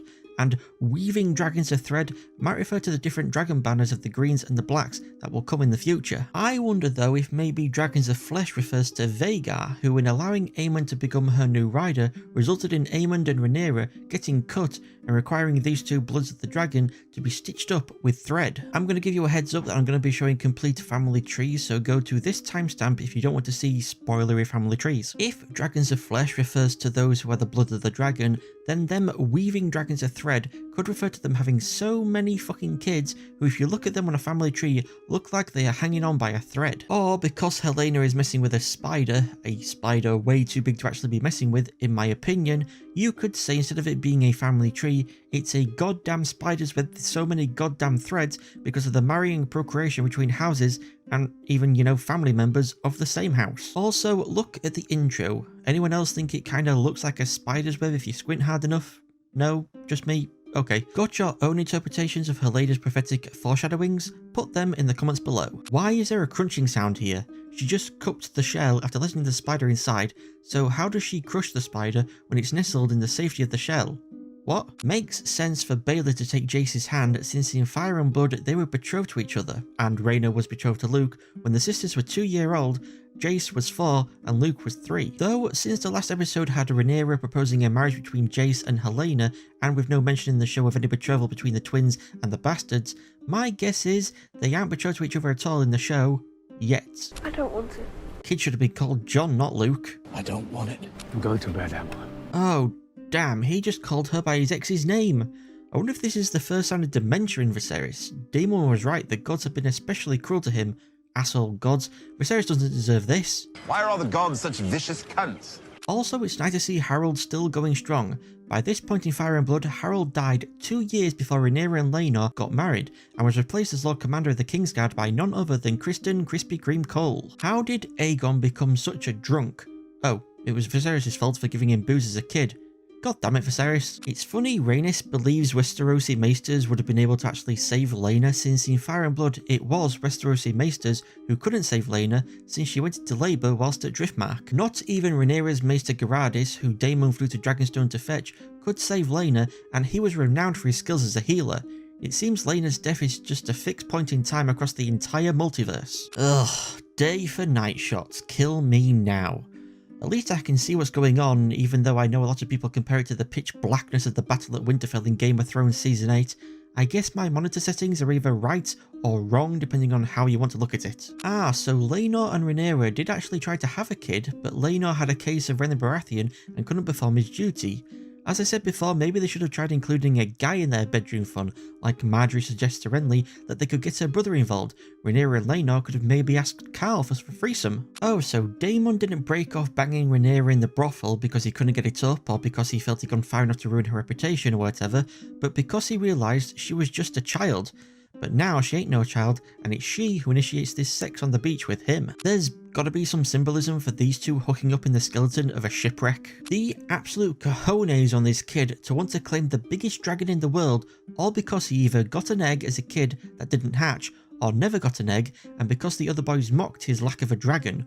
Well, now he can fucking show them. Aemond gets so damn close to going like Lena did with waking up to Grandma here, but manages to talk her down, telling her to serve and stay calm in High Valyrian. Then he climbs onto her back using the ropes, and I love this since it looks like the rigging of a ship, which makes perfect sense since, you know, Lena's a Valyrian and they are of the sea. Then he gets this big ass bitch to take to the skies and flies her around like Harry Potter on Buckbeak. Damn, such a kick-ass scene. Excuse me, Rhaena, but dragons aren't passed down from parent to child. You couldn't just inherit Vhagar, you'd have to do what Aemond did, try and claim her with no guarantee you'd be able to. Hell, you could even die in the attempt like Aemond almost did. She's acting like Aemond broke into her bedroom and stole the family heirloom she'd been given, but he didn't steal shit from her. Lena died and her dragon turned wild. It's like someone dying and their dog becoming a stray. It's either going to let a new person adopt it, or it's going to attack anyone who tries. It's all up to the dragon. I've seen people question why Jace, a kid, has a knife on him, and I'm thinking, if I lived in the world of A Song of Ice and Fire and had a kid, I'm definitely making sure they carry a knife on them 24/7. Might have been useful if Bran had a knife on him when he was attacked by the Oathbreakers and Wildlings in Season 1 of Game of Thrones, you know? And Helena's prophecy of Aemond having to close an eye to get a dragon comes true in very gory fashion. Wow. Anyone else experiencing some deja vu right now? They all attacked me and she threw my sword in the river. Liar! Shut up! Goddamn kids escalating shit all the goddamn time. For anyone wondering why Alicent can't believe what Rhaenyra is saying when she suggests having Aemond sharply questioned, it's because being sharply questioned is just a nice way of saying tortured. Rhaenyra straight up wants Aemond to be tortured. Oh man, this scene. Viserys demands an answer from Aemond.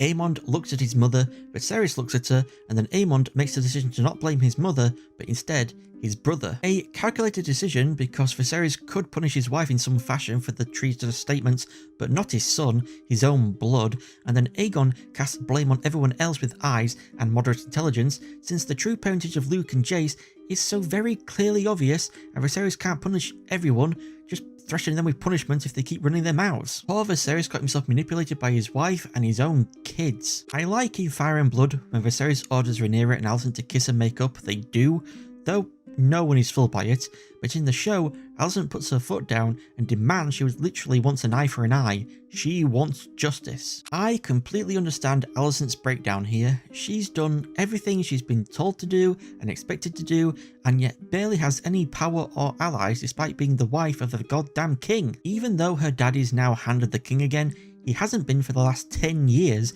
and the only reason he is now is because Larys took her saying she wanted her father back as her saying, "Yo, Clubfoot, go murder your dad and bro for me," which she is absolutely horrified by.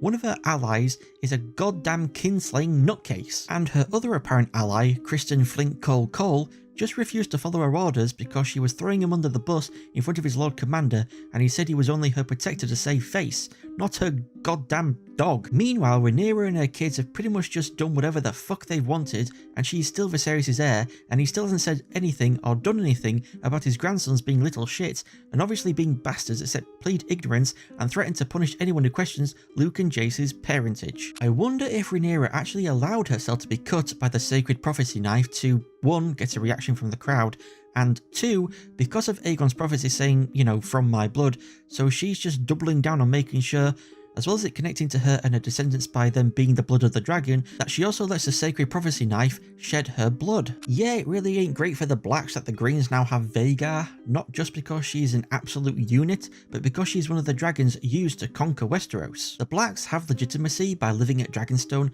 the original seat of House Targaryen, and now the greens have legitimacy by having one of the original dragons, you could say.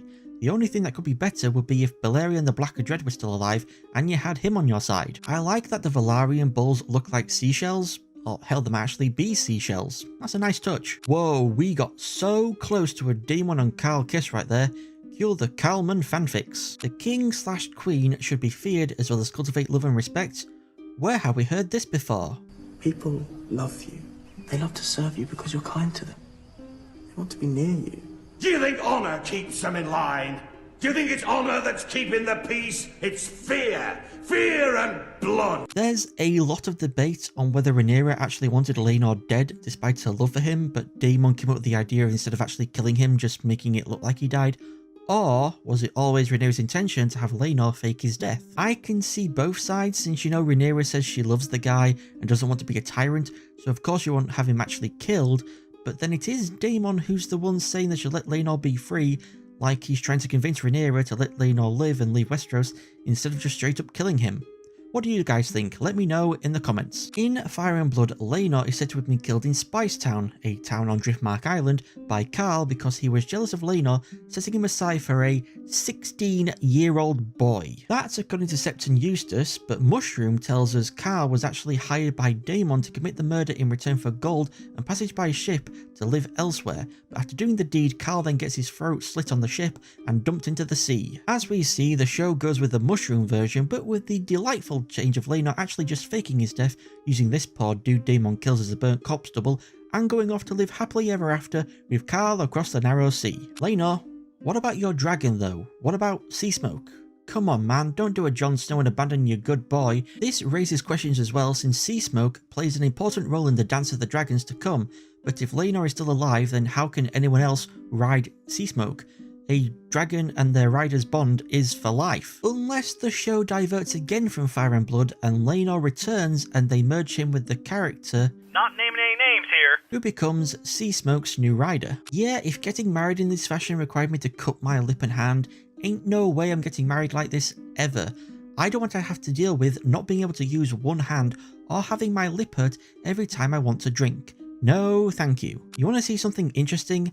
Let me show you how House of the Dragon has ordered events compared to in Fire and Blood. In House of the Dragon, starting at episode 6, we have Laena dying, Lionel and Harwin dying, Aemond losing his eye, Laenor quote-unquote dying, and Rhaenyra and Daemon getting married. In Fire and Blood though, we start with Laena dying, but then next is Laenor dying for realsies, Aemond losing his eye, Lionel and Harwin dying, and Rhaenyra and Daemon getting married. Yet, despite how drastically the show has rearranged the order of events compared to the book, it all still flows logically and works well in telling the prologue to the main story, the prelude to the main conflict, the warm-up before the dance of the dragons. So, those were all my thoughts on the 7th episode of the first season of House of the Dragon, Driftmark.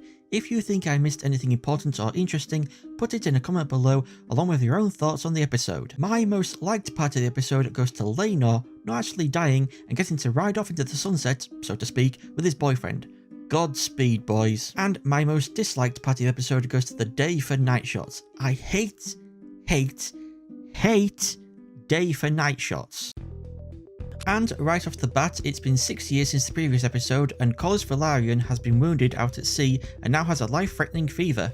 In Fire and Blood, the sea snake also develops a fever, but it's whilst he's at Driftmark, not after suffering a wound out on the ocean. The shot of flying over the ocean before panning up to show Dragonstone, I could have sworn I could see the shadow of a dragon on the water.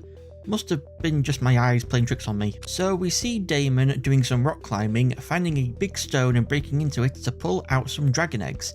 And it makes me wonder, do dragons just like poop out a big molten blob of stone containing a bunch of eggs?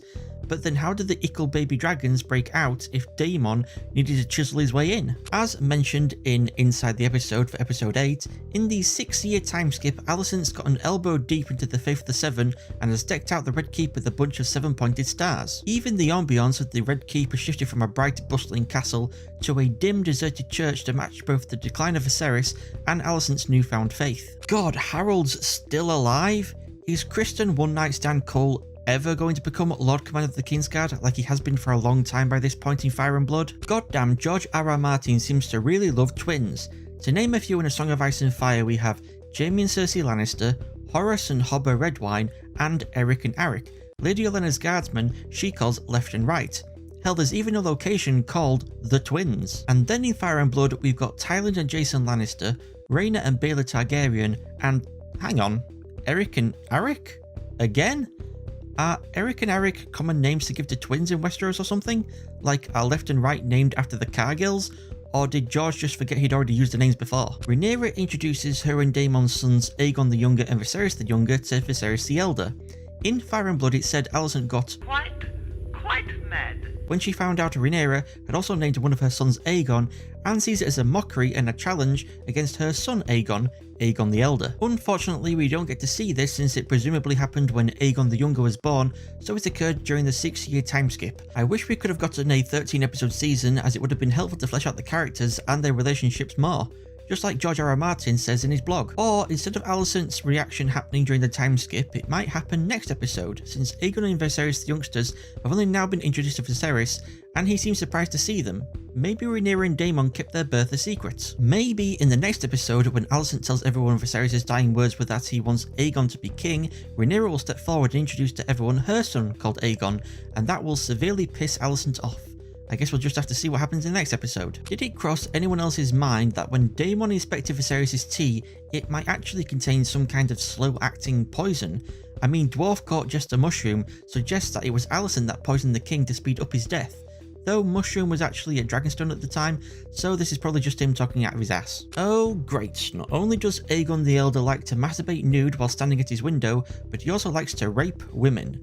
This short ass, whose growth was probably stunted by all the booze he's drunk since he was a kid, is a filthy fucking rapist, and Alicent wants him to be king? Or has she now given up on that with doing a Tywin Lannister and telling Aegon he's no son of hers? Take that, you chucky looking prick. Speaking of Alicent maybe poisoning people, I've seen people speculating that Alicent actually poisoned Diana with the tea she makes her drink. Sounds pretty far-fetched to me, since Alicent just gave her a severance package, so why give her money before killing her? I'm pretty sure the tea was just moon tea, you know, the drink Viserys had Grand Maester Melos give to Rhaenyra at the end of episode 4, so as to make sure Diana didn't end up having Aegon's bastard child. Don't want that kid coming back trying to claim the throne. Aegon the Elder has done everything his mother has told him to do. That's got to resonate with Alicent doing everything her father has told her to do to become queen, but even though he's crying, Alicent doesn't go hug her rapist son, but instead her future-seeing daughter. And I applaud her for it. As Luke and Jace walk through the good old training yard, I'm pretty sure we see the Cargill twins sparring with each other, which is a nice touch. Aemond looking like if Milosevic Stain from 2010's live-action Alice in Wonderland bleached his hair. I mean, they even both like largeness. Stain likes giant Alice. Her name is idiot! Sorry, I mean from Umbridge, and Aemond claims the largest dragon, Vhagar. Could you imagine if Aemond made a mistake not dodging in time and got his skull cracked open by Kristen's Morningstar? I doubt Kristen, being Alicent's sworn protector, would save him from the executioner's axe then. When Alicent and her dad are talking about a he who may yet live, my smooth brain immediately went to Viserys until the scene cuts to show Vaemond, and I'm like, oh yeah, Corlys might be dead, of course. The shots of Alicent seen through the gaps of the chair opposite her, to me looks a lot like looking at her through the bars of a prison cell. The question is though, who's in the cell? Alicent or everyone else?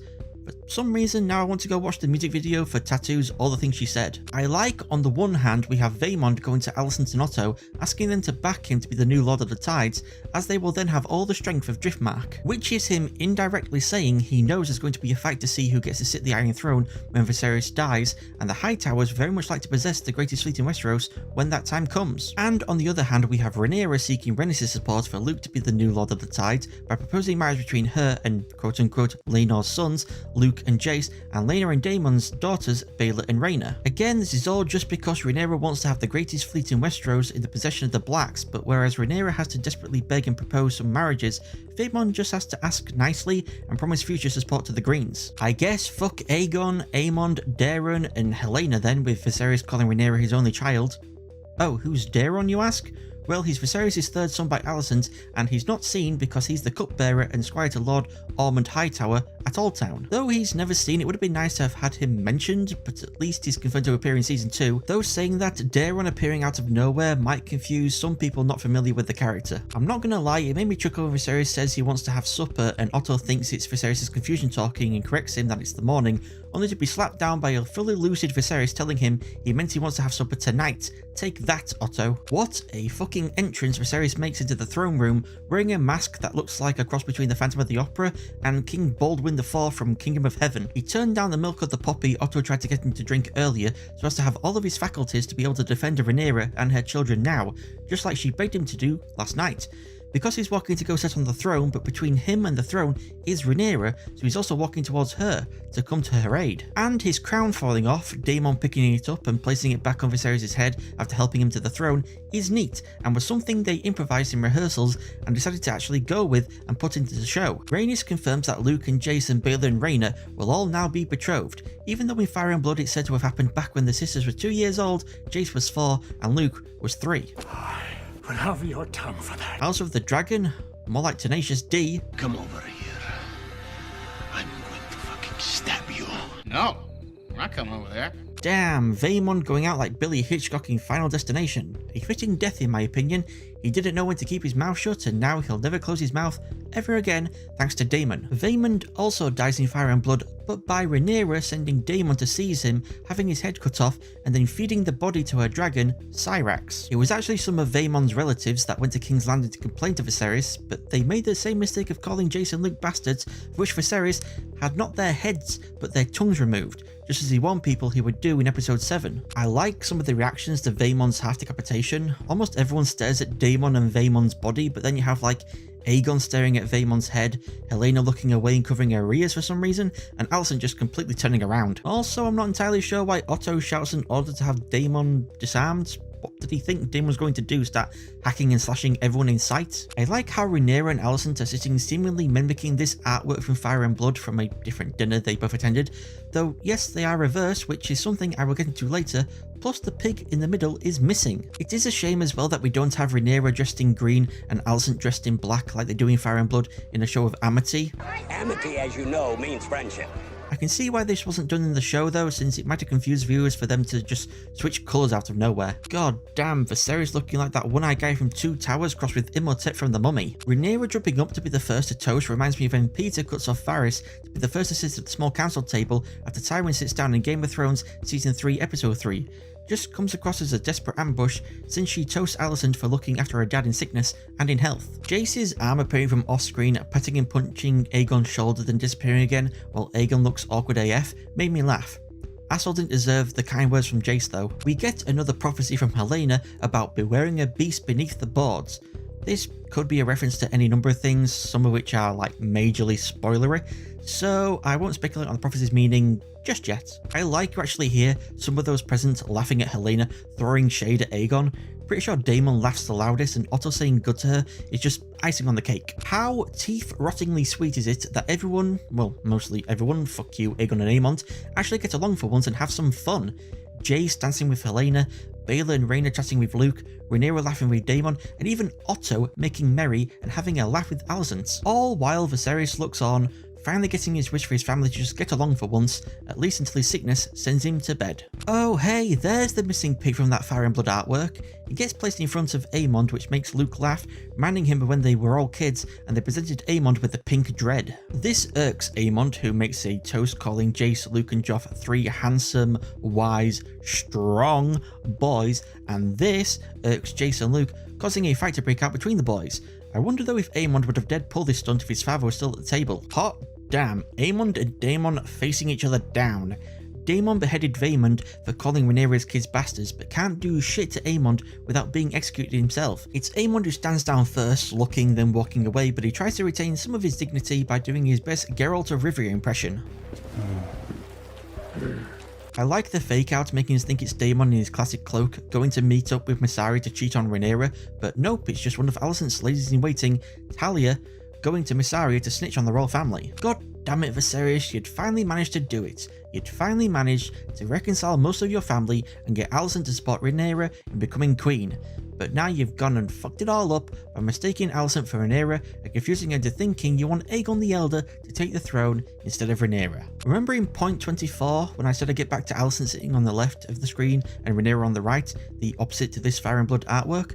Well, now we're going back to it. Did you notice that throughout the episode, the greens have been to Viserys' right, his eyeless side, whilst the blacks have been on his left, his good eye side? Rhaenyra and Daemon are on the left side of his bed, whilst Alicent is on the right. Otto starts off on Viserys' left when the king says he wants to have supper, but then when Otto wants to give Viserys milk of the poppy, he moves to his right. When Viserys sits on the Iron Throne, the greens are on his right, whilst the blacks are on his left. Rhaenys and Baelor are also on Viserys' right to trick the audience into thinking she will give her support to Vaemond, who is also on the right, and then at Viserys' Last Supper, all the Greens are to his right, whilst all the Blacks are to his left. Plus, if you look at the Cargill twins, you'll notice how there's one on either side. Another very nice touch. Alicent wanted an eye in payment for Aemon losing an eye in the last episode, and it looks like she finally got it, with the Greens always being, or ending up on, Viserys' eyeless side. So those were all my thoughts on the 8th episode of the first season of House of the Dragon, The Lord of the Tides. If you think I missed anything important or interesting, put it in a comment below along with your own thoughts on the episode. My most liked part of the episode goes to Viserys finally getting his wish to see the majority of his family get along before his death. What's going to happen now he's dead though will make him roll in his grave so fast it will affect the rotation of the planet. And my most disliked part of the episode goes to Viserys' death, because that means Paddy will no longer be in the show, which sucks donkey balls. Did you just say donkey balls? Here's hoping though in the future we could have flashbacks, which means we might see him again.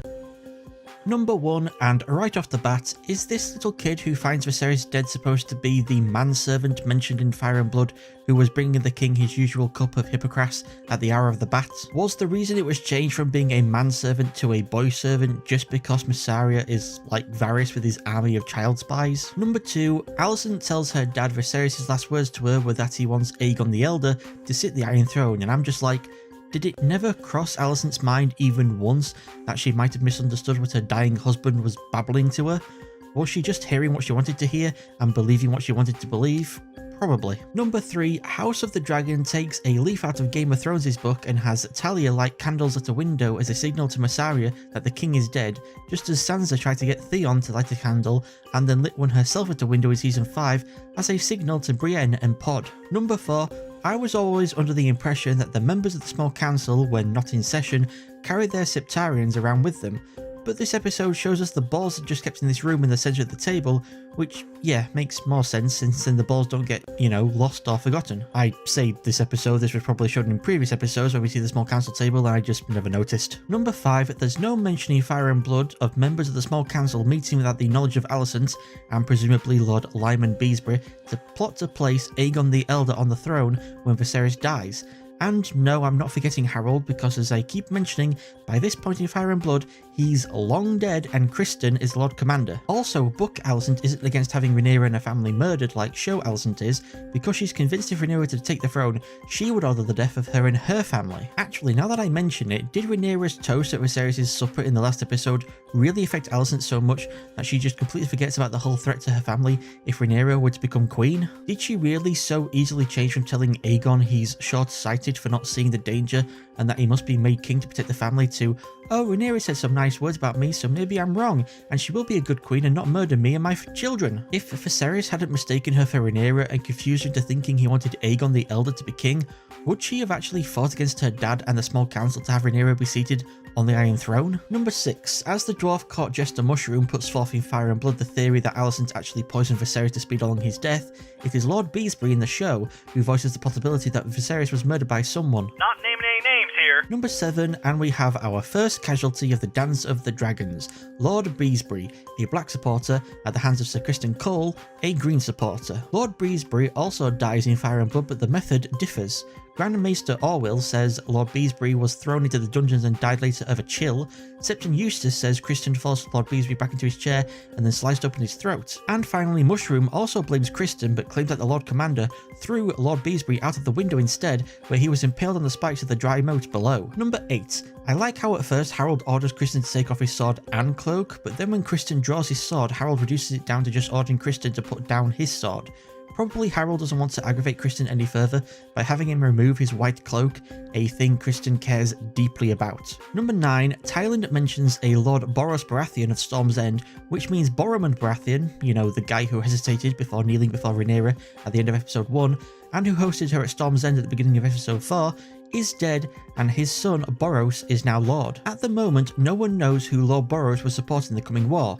Boromund was Rhaenys' uncle and gave first his support for her to become King Jaehaerys Targaryen the first new heir after Aemon Targaryen, the king's oldest son and Rhaenys' dad, died, and then later for her son Laenor to become Jaehaerys' new heir after Balon Targaryen, Viserys' dad, died. But the son may or may not be the father and may or may not hold to this past support House Baratheon has given to Rhaenys, leaving where his loyalties will fall into question with the Greens or with the Blacks. Number 10. I like after the mention of having Rhaenyra and her family murdered, you can see the inner conflicts in Harold, which leads to his decision to remove his White Cloak when ordered to do the deed. He doesn't exactly resign his position as member of the Kingsguard, since he says he only takes orders from the king and will continue to do so when there is one, which sounds to me like he's saying he's just going to take a break until Aegon the Elder takes the throne and gives him the order himself. This kind of reminds me of when Sir Barristan Selmy was forced into early retirement from the Kingsguard, and just like at the end of Game of Thrones Season 1 Episode 8, where he's allowed to just leave, Harold is allowed to leave the room despite Otto's previous order for the doors to stay shut until their business is done. Though saying that, in the Game of Thrones book, Joffrey orders Barristan to be arrested, and I expected something similar to happen here, or maybe even for Criston to draw his sword again, and finally bring Harold the long-expected death Fire and Blood readers have been waiting for. Number 11. By the time of Viserys' death in Fire and Blood, Larys Strong was not just Lord Confessor but also Master of Whisperers, and was present for this small council session. He didn't say anything until the end of the session, where he got everyone, save Alicent, to slice open their hand to perform a blood oath of loyalty to Aegon the Elder. Number 12. We get to see Helena's son and daughter Jaehaerys and Jaehaera, and of course they're twins, because George R.R. Martin has a weird obsession with twins for some reason. Number 13. Helena talking about how when someone has something someone will always want to take it away could just refer to how kids want to play with another kid's toys, but of course it could be a minor prophecy about the coming war over who gets to sit to the Iron Throne. Wait, hang on. Is she embroidering a spider or a firefly? Number 14. Hang on, what's Eric doing in King's Landing? In Fire and Blood, him and Sir Lawrence Marbrand, also of the Kingsguard, were at Dragonstone where Viserys died, so Eric and Arik couldn't be sent out together to find Aegon the Elder. And since in Fire and Blood Otto and Alicent were of the same mind to murder Rhaenyra, there was no race to see who could get to Aegon first, Eric and Arik or Aemond and Criston.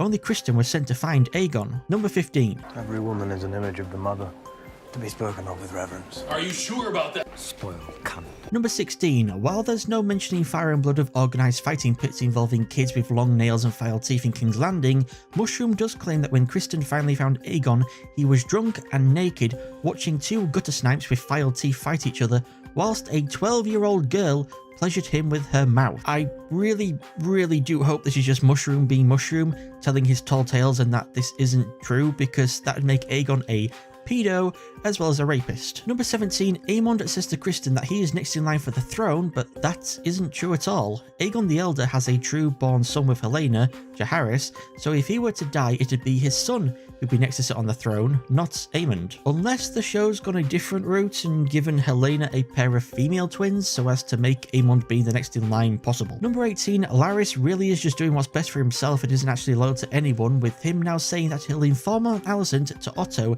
if that's what Otto wants. Number 19. Thinking about it, Mysaria's motives for ransoming Aegon in return for the abolishing of the organised child fighting pit makes sense, since with her being like Varys in that she uses children as her spies, and that she herself can't have children, as she told Daemon in episode 2, so she probably see the children in her employ and others like them as her own. Number 20. I like how Aegon's hiding place is in the Grand Sept, because who'd expect to find a rapist drunk hiding out in a church?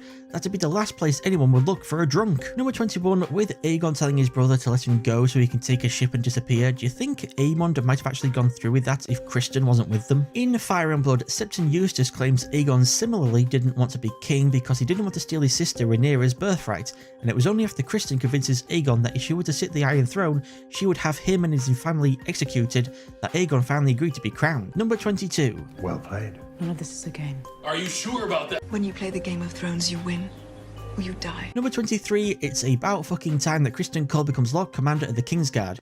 It begs the question though of if Harold has been murdered off screen or fled to go join Rhaenyra at Dragonstone, just as Barristan Selmy fled to join Daenerys in Essos. Number 24. So it turns out Larys Clubfoot Strong has a foot fetish and has Alicent show him her feet in return for important information she wants to hear from him. Should be called Larys Quentin Tarantino Strong in my opinion. And this just makes me wonder, how did this ever become a thing between the two of them? How did Larys ever manage to coerce Alicent into doing this without getting himself thrown in the dungeons? How many times has she had to do this in the past, since she obviously knows here what he wants to see? Also, remember what Rhaenys said when Alicent came to visit her in her room? And yet you toil still in service to men.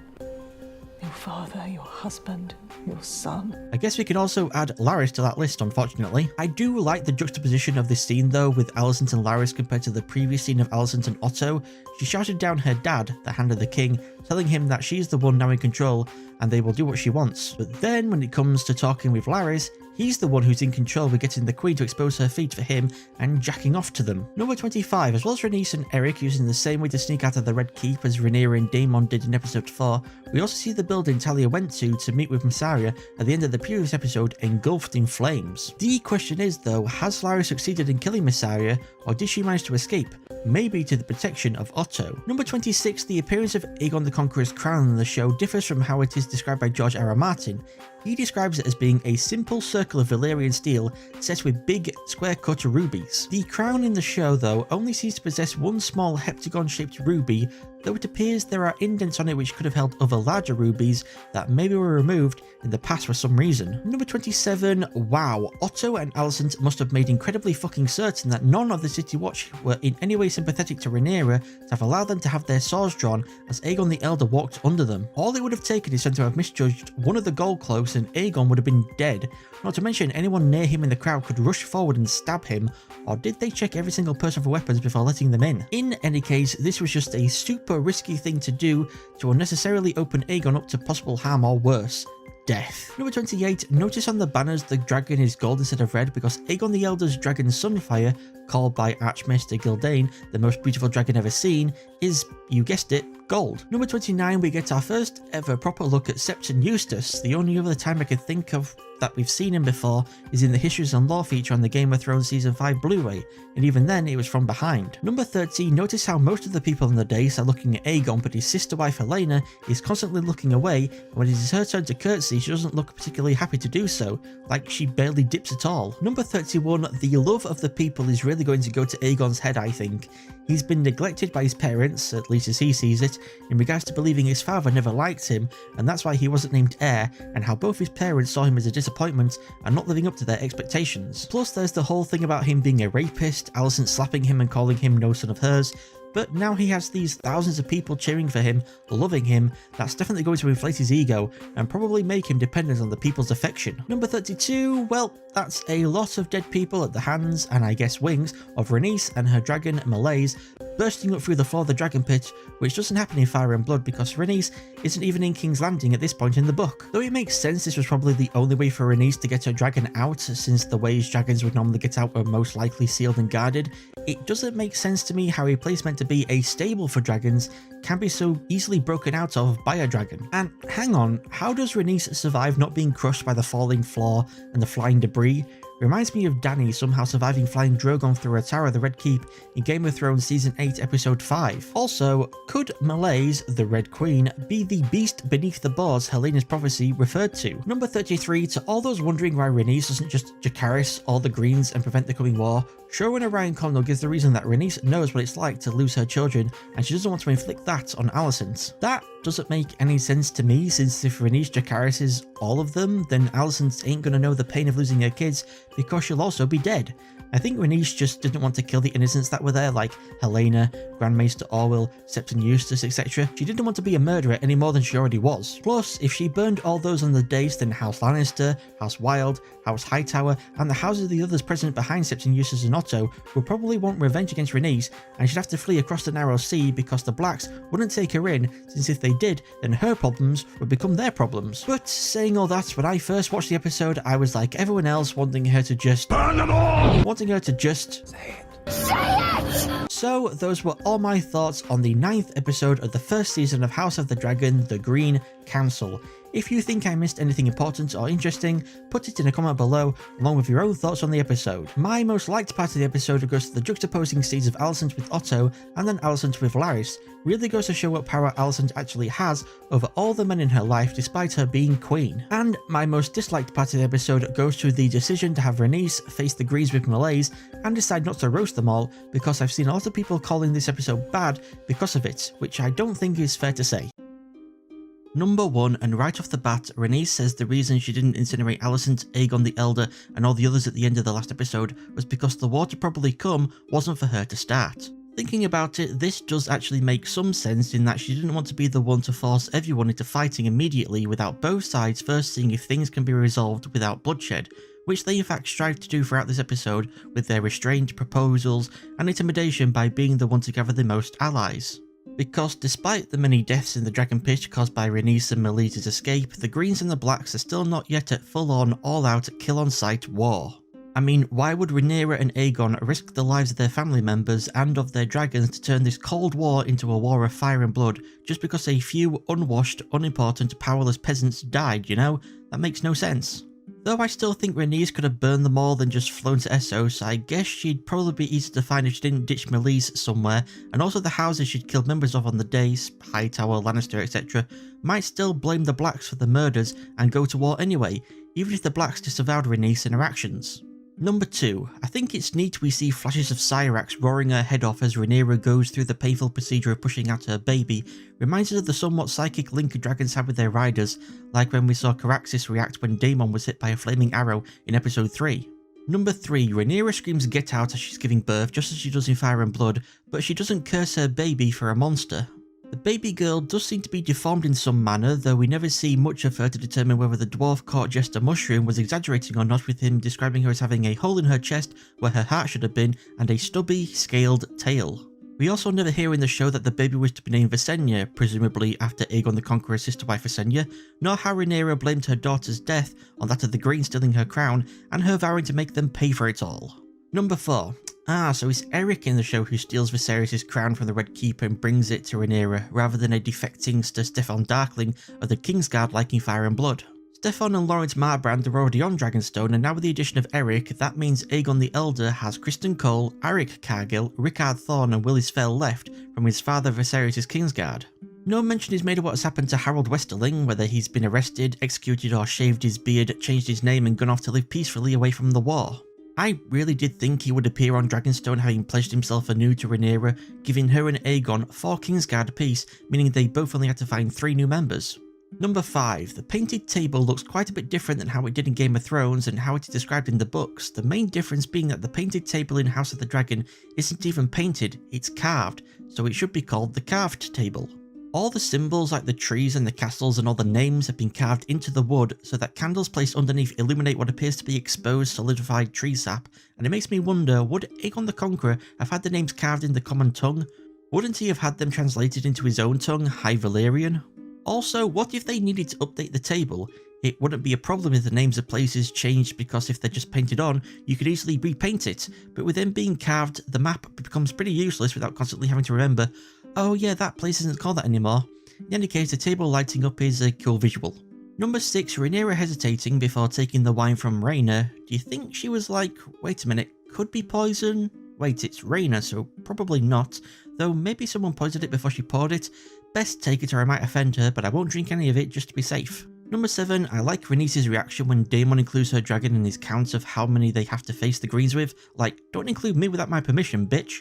Number 8, Rhaenyra says none of their dragons have been to war, but she's forgetting Daemon's dragon has been to war, the war for the Stepstones, as has Seasmoke, who's still chilling on Driftmark. Daemon probably calls Seasmoke an unclaimed dragon to keep up the ruse that Laenor is dead.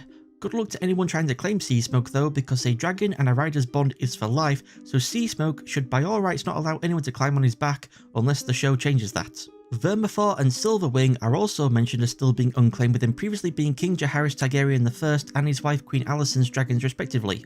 Number 9, Daemon first says the Greens have 3 adult dragons, and later says the Greens have a total of 4 dragons.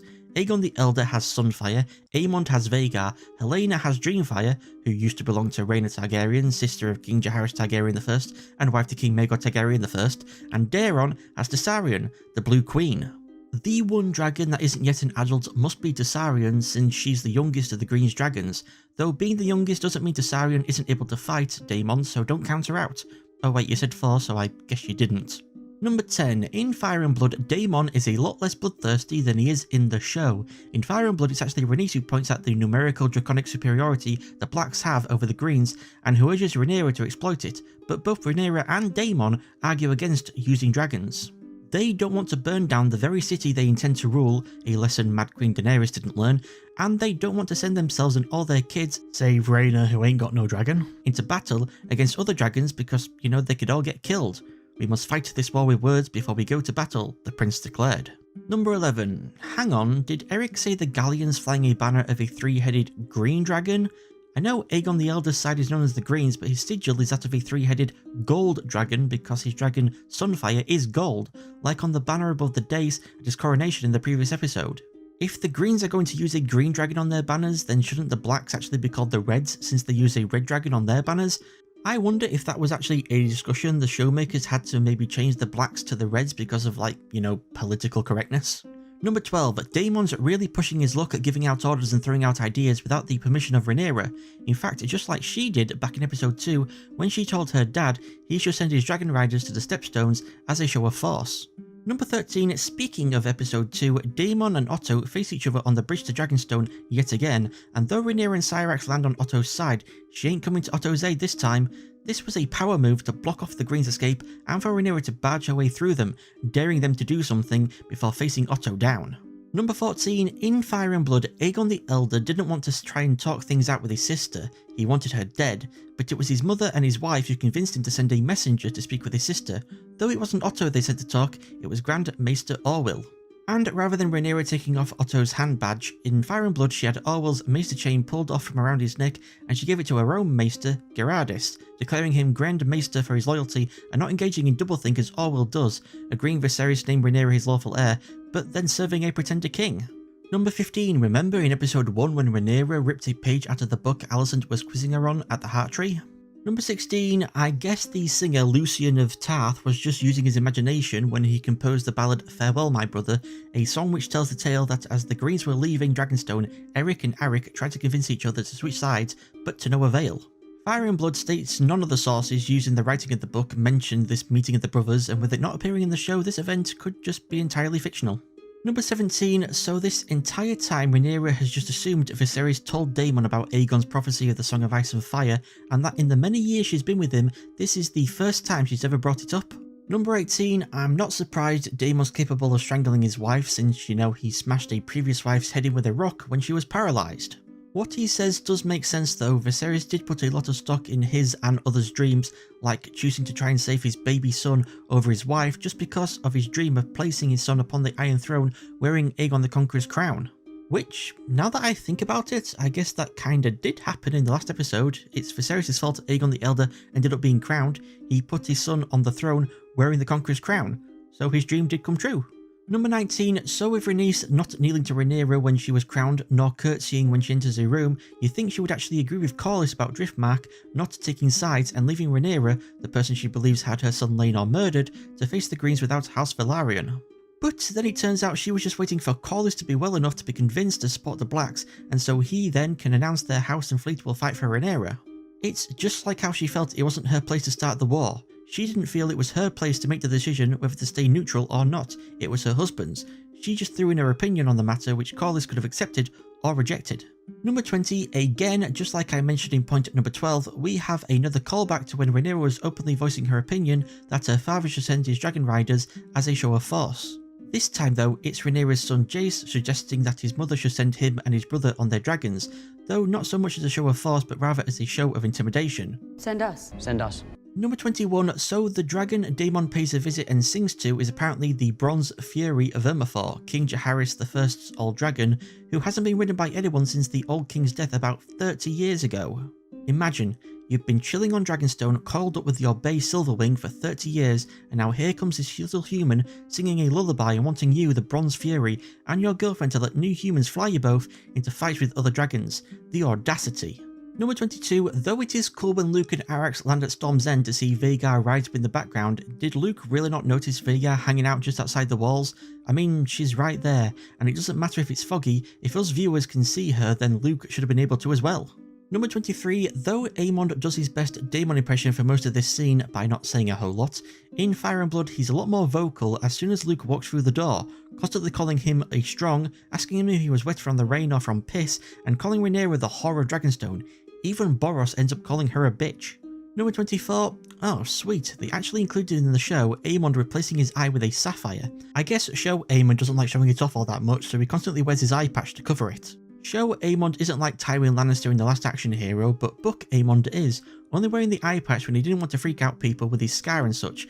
Any other time though, he walks around with his sapphire on display for all to see. Number 25, as well as getting to meet Boromund Baratheon's son Boros, we also get to see Boros' daughters, Cassandra, Maris, Ellen and Floris, also known as the Four Storms. Fire and Blood states no one knows which daughter Aemond decided to marry, though the book states for a certainty it wasn't Maris, the clever one. That's because Maris, angry at not being chosen by Aemond, mocks him, asking if it was actually a testicle Luke took from him rather than an eye, and that she was glad he didn't choose her because she wants a husband with all of his family jewels. Number 26. When Luke and Arrax fly through the storm, did anyone else have flashbacks to Harry Potter flying through the storm whilst playing Quidditch in The Prisoner of Azkaban? No one? Just me? Well, what about when Luke and Arrax fly above the clouds into a sunny sky? Did anyone else have flashbacks to Neo and Trinity flying above the clouds into a sunny sky in The Matrix Revolutions?